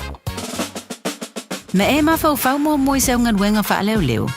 O le eme se ali manukau, na te tape na ina oe mo sau awanoi ngal wenga wha leo. Ele ngata i le tino, ai wha apea fo ili mawhau mo le poto maasani. O lo iai whai au nganga waa, lato te fisosoani lau whai ngā malanga. E iai wasenga o le hafiafi, e whitau i le lei maufuafuanga. E whaangata le stala le aso lua tasi o aukoso, lua awhi lua ono. E tele awano ese. Awa lai te tue whaatali. Tanga iane le msltraining.co.nz. Be wala au le ovalpse lau, lua wha tolu walu. Ovalpse lau, lua wha tolu walu. Your future starts here. O e tau sa ili sino fuanga le leima saonga le mu, a wale tau singa ma le au tau wina o lau tama. Ua mawawa noa ila la esi, a le Our Kids Early Learning Centers I au kilani sauti. O le Our Kids, e whaavai anga nu o le Pasifika, o se si o manga e sefe mo le whanau. O lo lātou sa ilia fo ini whai aonga Pasifika, mo lātou whale aonga I au kilani I saute, ma Wellingtone. Mo le lesi tala ino lau tama, po se talu sanga I senga luenga. Pafso tai, Our Kids, I le ovalu se lau, lua ono lima whātoru fitu.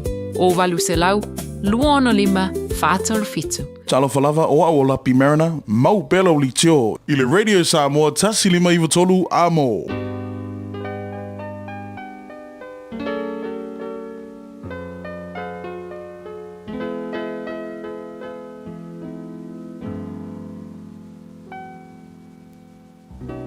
Faitawina le upo le poto no le tautua matavela linga Fusi and Sons Funeral Services I Mangele ma Samoa. I taimi o mawhatianga ma whaanoanoanga ona o le maliu. Manatua linga Fusi and Sons malana au nanga o le a whaamama avenga atu mo oe ma le ainga. Wala au I le telefoni lua fitu lima tolu o fitu.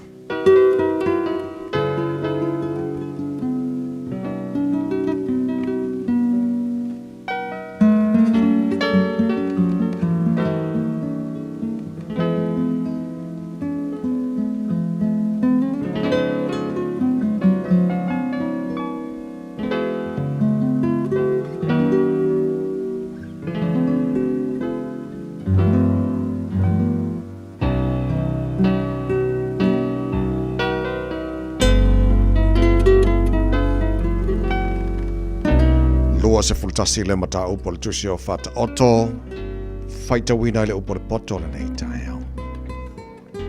O le finangalo le tupu o vaita ia le ao le li I nate li wina I mea uma mo ia finangalo iai. O ala umo le tangate tonu ia I lona lava manatu a o le li I nate fuatia loto. Ia whaiele ame o tonu ma le whamasinonga, e sili ona le lei o lea ili li ili taulanga. O mata whaasia ma lota whewhete, o le la mepa fo ia a mioleanga o le angasala lea. O mawhauwhaunga o e whiringa I ngā ruenga na o le mau mea hi ui ai. A mawhauwhaunga o e whata alise umalama e uai na o le mativa. O le whaupenga o loa wa maua I le laulau whaiwa pepelo, o le mea whatawa alea ua wha tāpea beina I la tō o sa ili I le oti. Ole sawa O ea mio le anga e ave sea I lantou.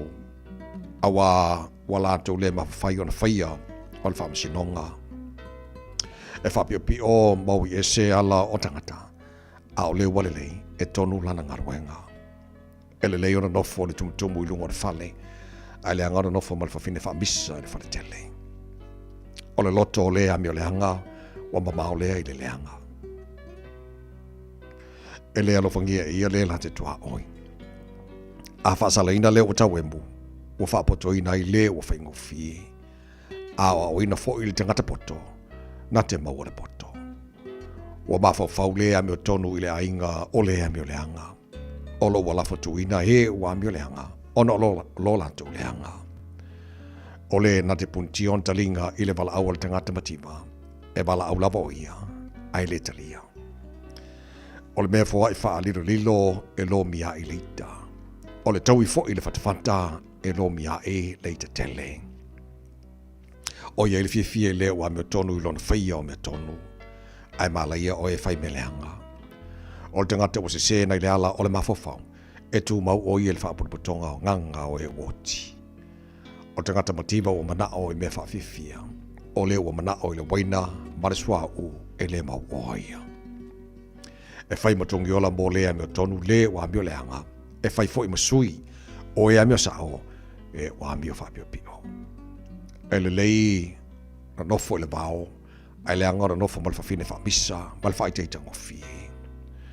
O le oloa tā ua maresua u. Olo ia I le whale o le tangata poto. A o tangata malea. Na te wha mau wina I mea. O leo tau sisi lea mea tonu ma le alofa. E maua I le ola. Ma lea mea tonu. Ma le vi inga. E le tangata poto le ai at toa. Na te la fatuina fo I le malosi la tau te whatua tua I ai. O leo I lona ngutu malona laulau whaiba. E tau si oia I ante ia ai popua ngā. O le whata wembu, wha maulunga, ma le whawhewheteina. O le ingoa lea o le ua whailo naita, ma le wha maulunga. O le mana o le paie o tia I oia. A wae le mawhawhaio na lima, o na ngalulue. O tu ina rau lava o ia I aso uma. A o lea meo tonu, e foa I lava ia, na te le tau fia foi se mea. O le taulanga ai a meo leanga, e ino sia lea. Ai a tidi e pe a au maia, ma le manatu leanga. O le mori maube pelo, e whano lava ia. A o tangata sa whaolongolongo I le mea, e tau tala wha maoni ia. O tangata amio leanga, ua mata wha le maa o ia. A o lea amio sao, o ia lava na te mawhau whau I lo nala. E le ai lava se poto, e le ai se mawhau whau, e le se pule, e te e atu I le lii. Wa saunia le solfanua, mo le aso o le taua. A o le wha o le tanga, o loo, I le ali I le a. Ua awina atu le upu o le poto I le nei aso o no le langolango mai a linga Fusi and Sons Funeral Services. Ua mawhai o na tu whatasia o nanga tala whea ngai I ni tautau ngō fia tele. E fso soni atu ai, a o whea ngai oe ma le popole ma le whememea. E mori whatasia atu ai ma wha mai senga, ma wha mawhana whananga mai a linga Fusi and Sons mo a inga uma o Samoa ua whea le maliu ma le oti. Malau mai loa ia lingalinga Philip Fusi lingalinga. To ia whaapō lingalinga, to ngia si ulavea, pesusu mai I le luas fulvalu Canning Crescent I Mangele.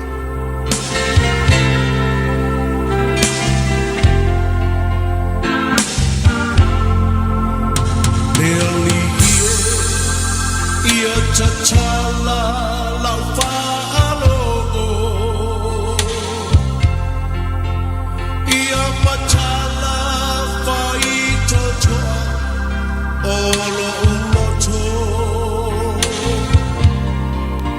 Sauni e talia le pai mai. O lau upu lawa fi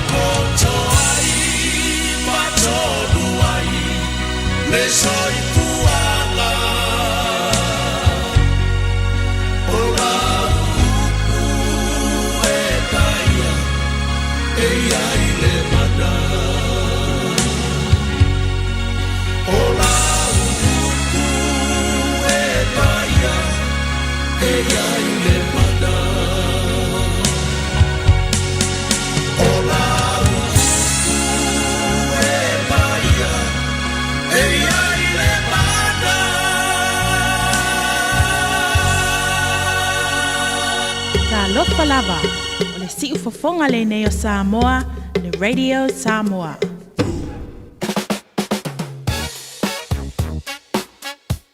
Au kilani saute, o sa ili se Samoa o e malo ai, o le Enterprise Motor Group manukau o lau fale ta vale fa moi moi.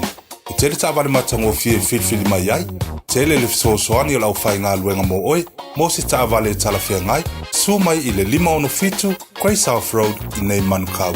Asies fo i le upenga ta whailangi enterprisecast.co.nz, pe wala au mai i le oval selau, 5 lua tolu wha. Enterprise Motor Group manukau, sa ili, filifili, ma ave loa lau tawani.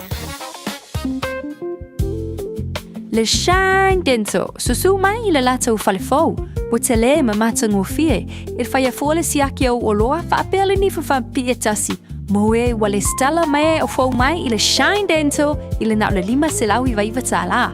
Fai a fua quotes mo le wins ma le ACC, pa tasi ai ma le fai fua o tong fitinga, moe sful waluto sanga ngai lalo.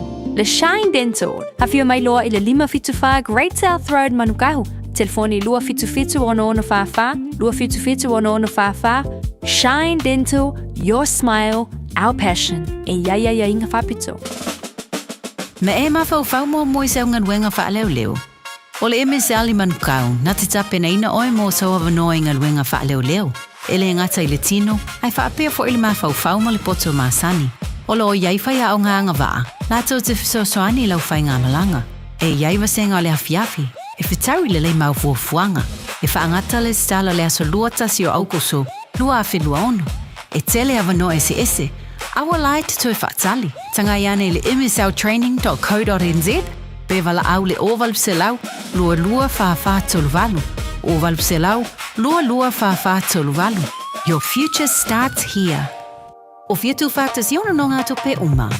Ai asa tupa se whaipoiponga. Pili laiti po oso whale motu. O le Trust Finance Mortgages ele e se tutonia lātou brokers. Mana au noa le onua o, whālua lua tasi. Betanga iane i le trustfinanceMortgages.com. E ia inga whapitoa. Trust Finance and Mortgages, finance solutions you can trust. Malo whaftaile tunu i lau mai mo la whafonga le nei teima le tai o sal mkwa maanga ia fwore susulo le lahali le nei tai o fomo matole au ki lani ai mo le tunu o la lampa pa au ni savai ngā New Zealand ma ni savai ngā kelope e whale tai tunu o lo sulu le la o le matango fia ma le rofo le tuo tono lo ainga ia ma tonu so savai ngā lo e la lai tatou sa pisi le tai au te pena tamaiti le haonga e awa mo skami se ka relax lai titi wha bela kok samo pasele mo e matiama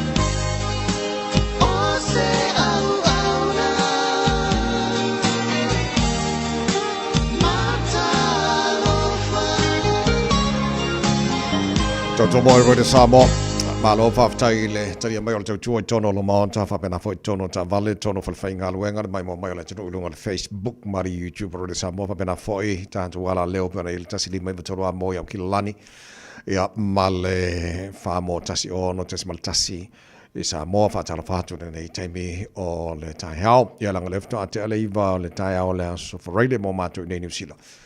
Ja, te loa laua te ale a forse fulu mo la tau le Samoa. Ja, te loa laua mo whaile lunch al vangalai o Amerika. Enjoy your lunch. A de whaka whaile maro le tai hao nei mātua sa pisi lava te pena ta maiti le haonga le tai hao. Pisi au ngare na. Mal teimi whaalu au ngā. Ia mo le te pena ina nei whanau. Ia mo le haonga.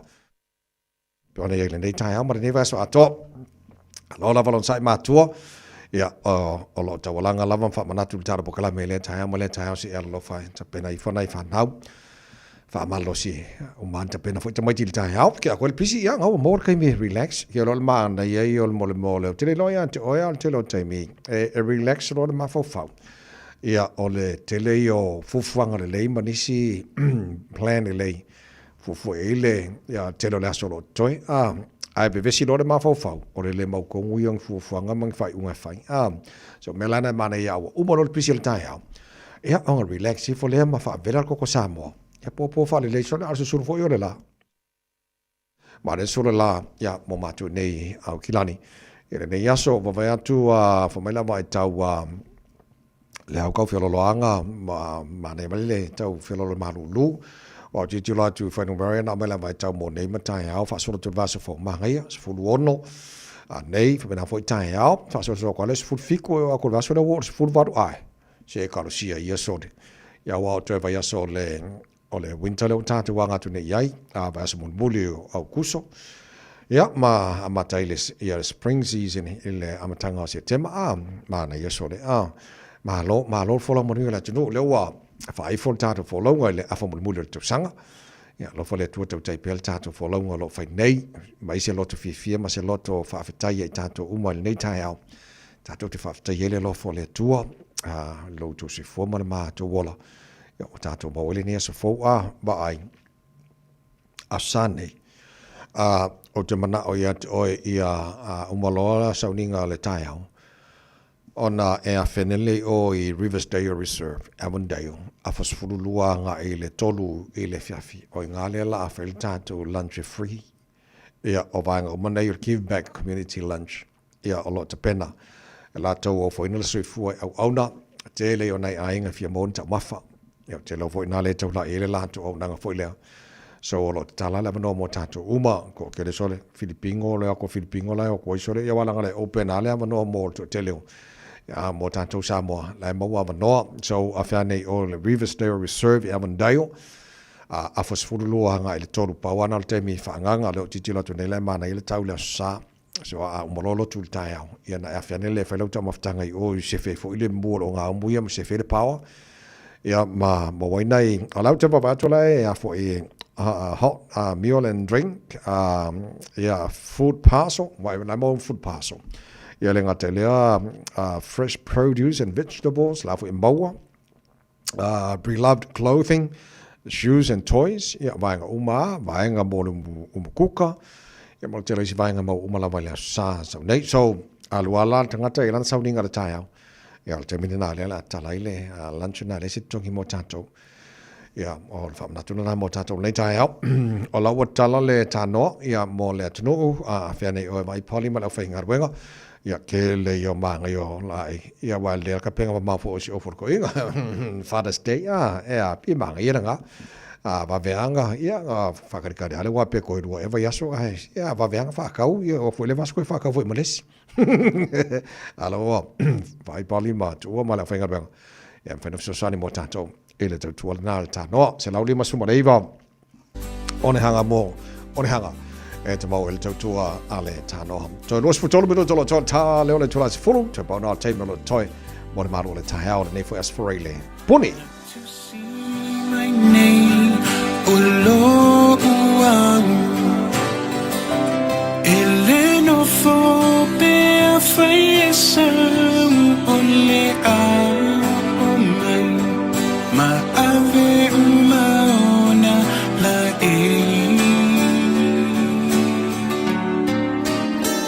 ele tue ave a oia ma ukapani ia o mali e awa te tangi e wasili se tasilo na loto ila umasalo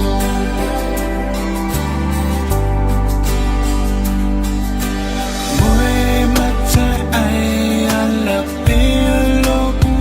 so ma fo a pe o se ma io so ma mai ita le ma fai ai ona ta to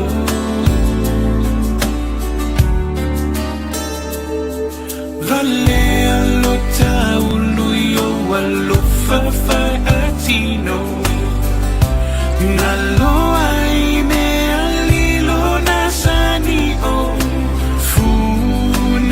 sengalo nimo e sengalo si o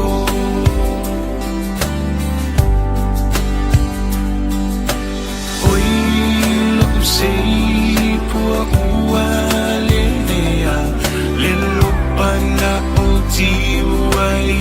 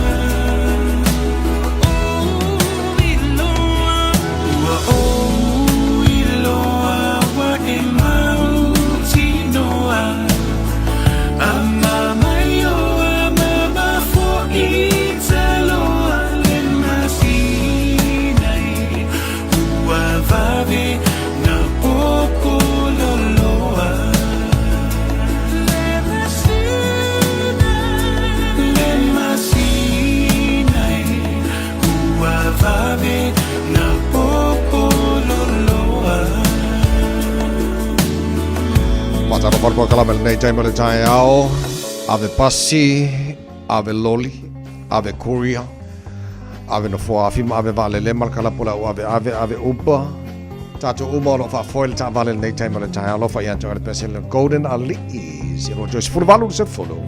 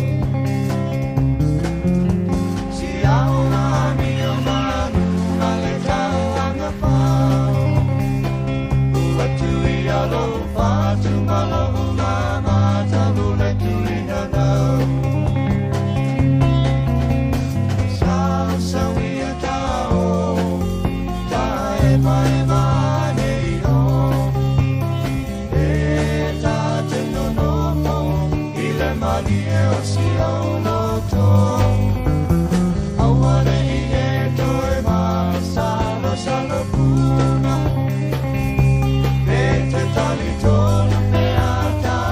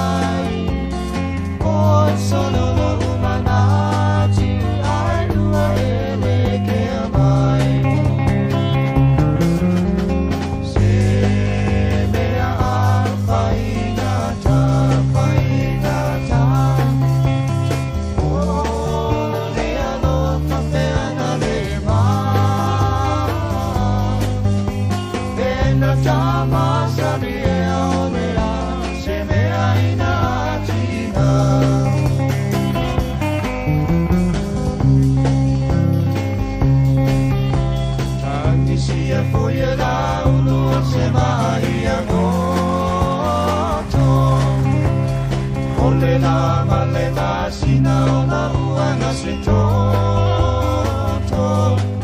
Olo upale uale so. Ua motu si ala upa solo. Ele faya sa ula to hai ano ita ile falo. Awe we dali. So ia te fa ano ano. Olo uale fale na dia ua elo. Ta si lua tonu fale alofa. Ai li mai au tau toga. Ua na vea elo umama mau totoga.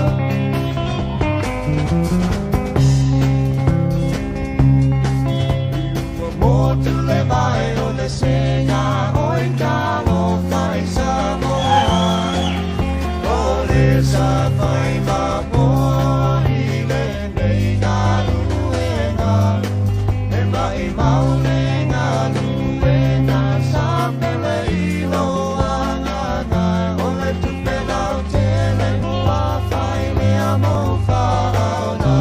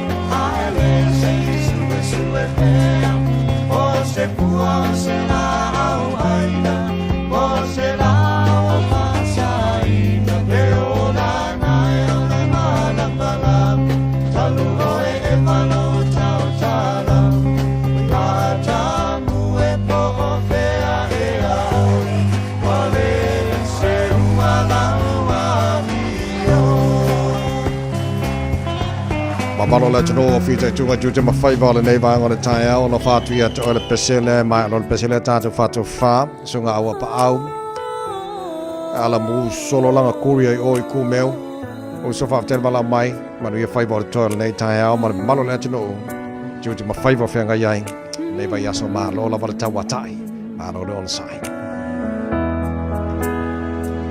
no fa avalia Safaya ta upu manamea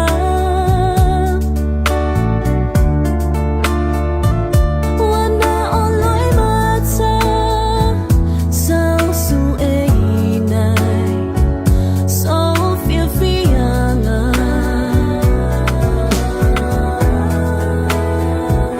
No fatu atae See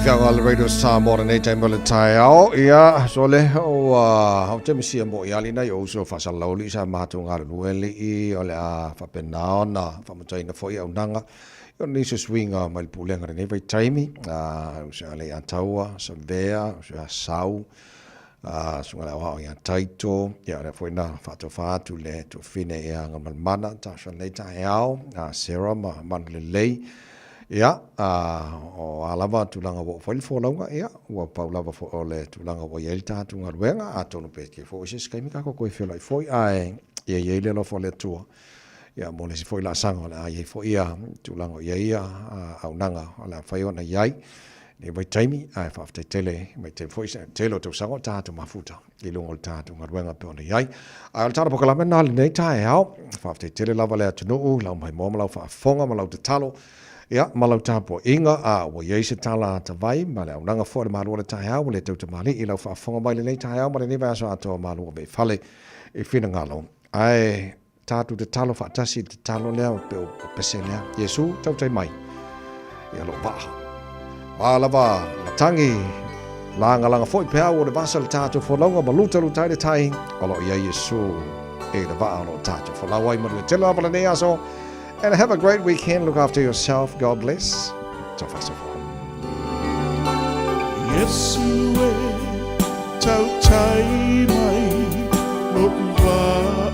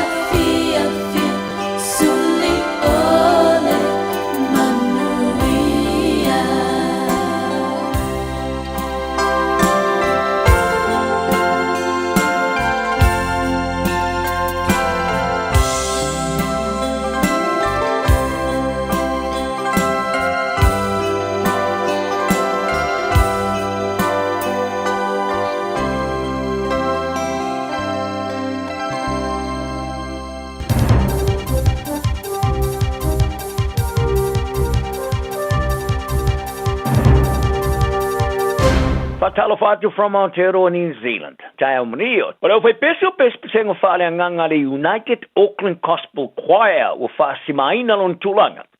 I le au fia au whai pese tu moa.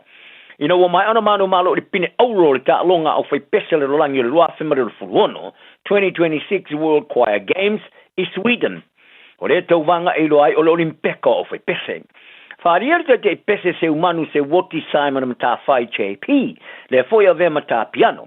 E le se whātu i loina i lanto le whaalau loina o lo lato lava whasino manga mai de Pasifika. O i lato foia pito sidi atu ona lele o wao tangata monio ele. Pasifika, Maori, ma le itulangi ara Oceania. O le au whai pese to limas fulu e mafuli le tangata Maori ma le Pasifika. E na o le paua i leo se au whai pese ni usila ma le Pasifika o tau vaai. I lea tauvanga e whaumalo e au whai pese mai Amerika ma Peritania. O le tauvanga muli au whai pese le rorangi sa whai mai i tamaki makaudau i au kila ni nei le lua whemare whawha. I tauvanga ta itase tari maloa i le lua o whaatulangana o tauvanga. O le tauvanga amata, ma le tauvanga uailoa o le tauvanga au whai pese numero moa. Sa vala au dia le au whai pese au kilani e tauvanga mua le tauvanga o le lua whemare whawha. Le sa manu malo le pin auro le taim mua o tau vai. Ai o le tau vanga le tau sanga nei sa ma foi ona tau vai le tau vanga o fai pese champini. Le o tau manu malo ai le pin auro. E au fia istanga te pese ma au fai pese mai Hamilton. Sa tu fa te sia i lalo le ngoi tasi ale United Auckland Gospel Choir. E pe ona fa mani no am ta fai. Le sa fa ma po ina am ta fai ia vaenga ese fa mo le pese fa le lotu ale Pacific Oceania. E wha vai le ilungo le pese Maori, ale he honore, le pese loto tonga ale hemi, tastasi wha, le pese loto fiti ale inoku mazu, marvi inga le tua sa moa o le ia vi ia le tua. Sa pe pese lau fai pese ilumo le tua fitu wha amasino matongina ai, ile amatama ile o le selau tongi. Wha arim ta whai, o nei wha amasino o Professor Umai pesenga wha pea, i se tasi o wha amasino mai University o Yale University, le sa toi titi lava se lau pasene o lato tongi sa e tongina. Ila loane ma le vā toi varsfuruaso le whainga palota ni sila ua forfolaina le vaenga o tala le staff group. I se whaasolongo whilafula fo inga tai o patipo le debate au anga iatu mo le whainga palota. E lua I whilafula fo inga tai masui pati o la whaia. E amataina le whilafula fo inga la sumomoa ke topa.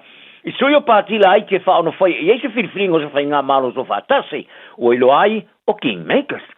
E au fiai le tai o le actor David Seymour, so a te uno le Greens, le tamatai a Chloe Swabrick, le tamatai o le pati o le Opportunity Kuolae Wong, le sui te uno le New Zealand First, Shane Jones, ma le sui ma le pati a Maori, a le te pati Maori.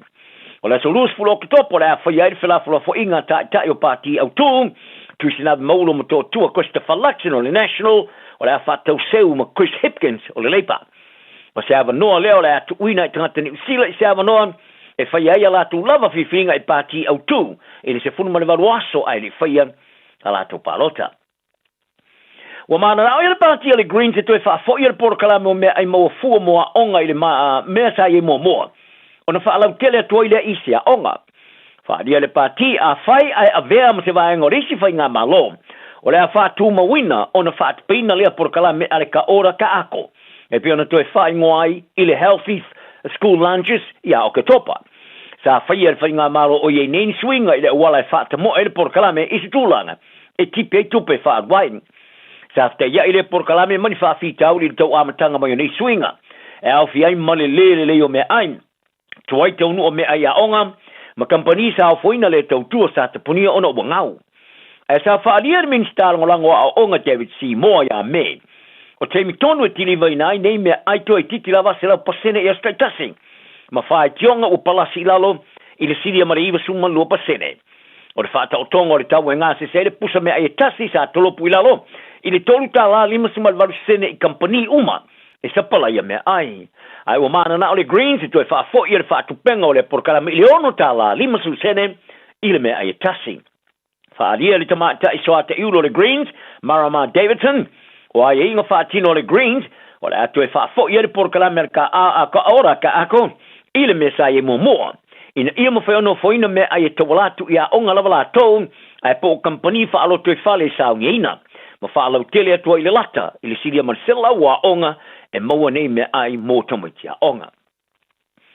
O iere wha moe moe le minister vai whafo le moto Papua New Guinea, o le mata upu ia Papua i se sifo po le West Papua. O le atala no ina le whonutanga o sau neti ai, a ta le whono le Pasifika, le Pacific Islands Forum, PIF, e usui ai Palau. O le wha moe moenga ui ai, a e whoringa mai, o sa wanga ia te tau o tangata mawhitena inga i pūlenga Indonesia, o le itu langi o Papua. Wa ilo tele ai wha avau malo, o Papua i se sifo po West Papua, o se e ese mamata upu wha i tulangi. E le mai aere te wā whianga minstau mata upu le vai whafua whono ta i tae Pasifika, le sa usui e suwai whiti la matanga le masina nei. Sa le ita o ai Papua i se sifo i whamatanga tusia o i unga whono. O le tele o tala noanga sa nga i whiu ia inga i pui pui ngori tulangi, ma le tali iai. A e po o le matua i misia lava o no whaate te ingo pomu whanaru ma mau wha nuclear saina. Sa whaiai o ngā sami o le Pasifika talui nei. A o le minister vai whafo Papua New Guinea, Justin Kachenko, o ia whailo le leitua ni sila Pasifika i whapea. O le mata upu ia Papua i sifo, o le atala no ine tae o le Pasifika i kora, i le masina phone. O le atulanga i ula vela i titi se whoringa mai se solonga i luma, i le mai ai o le phone tanga tae o le tausang tuluai.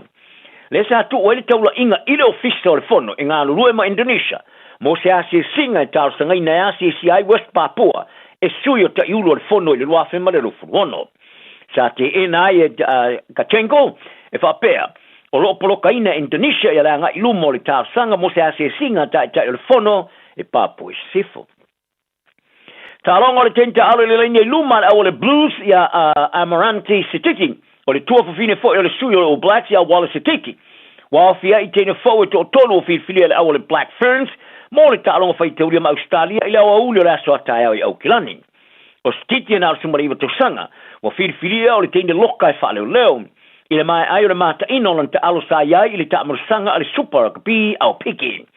O le tene ta alo Lucy Fowet le mata tu, mai le motu saute, Eleanor Plum King, o le mua mau fo ilan ta longa i le ta longa mo le ipu fa vasa ta semana le O'Reilly Cup, mo le Warriors. O le tene Lucy Fulu tau sanga, o le amata te mo i le tulanga Lucy sa loto po le open side flanker.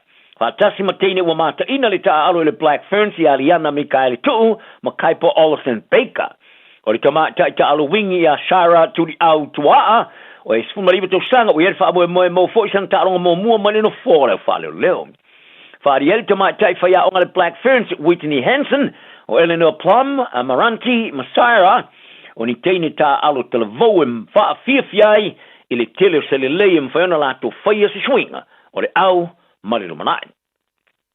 O te tasa fitubu pulo la kapia tamai tai ene usila rupi toi o sainia neisana whengainga ta aloai murkalapu o le Trail Finders i Angelani. O le Trail Finders e whaamautu ile aio Ealing i Lontona. Wala tovi ile saini o le tamata sa mo kiwi ma whaingoa i a tui. O se tasi o teine ta alo pito silio na mai te wina i le kapia le rangi. E yere maam anga le vanga tala le BBC o le whengainga tasi tau sanga. O tui tosu whatau sanga i tele sona o ngā monona le leisa iai i le kapite to fitu ma le kapite to smale lima New Zealand. Le sa tele sona sao le manumalo ale Black Ferns le ipo le rangi le rafi ma le fululua. E manu malo fo i le pini auro i le aula kapite to fito le Black Ferns 7th, ani sila le ta'alonga Olimpeka i Tokyo le rafi ma le futasi, ma le manu malo i le pini siliva i Rio de Janeiro i le Olimpeka o le rafi simoreono. O le awa i tunei i le ista mai ta i le sui mumo fo i le Black Ferns, Alana Poland i le kalapo le Trail Finders. O Andrew Webster, o le ave names whaia o ngā whaululu wa umia se taime ta i aila o le kapiliti le Warriors in New Zealand, ina o seinia se toi whaabopongo lan whengainga se iau lia le tausanga i luafe matus ma le lua, o le tamarsanga o le NRL. O le whengainga o toso i nā tua i le taime o le whaia o ngā whasu whatausanga i se fulo tausanga, i le kalapuni ke tasi New Zealand i tamarsanga o le NRL Australia, ma pasi ai le si whaia o ngā Australia ia Ivan Cleary, le ono tau sanga le umisa whaia o ngai i le Warriors. O Webster se Australia sa ia whaia foi e fia tele le kalapu, mai tele na mnauson tau tununga se mea mawhaia na lato au sea, ma wa whaanga e tia tele ai i le awa noa mola na whengainga o toe whao popo. Tala na rea yaso, ia ile anga malui tang tauma, ma ia manuia lo waso. Radio Samoa. Taslima Ivatolu. se fai e ai ma e opo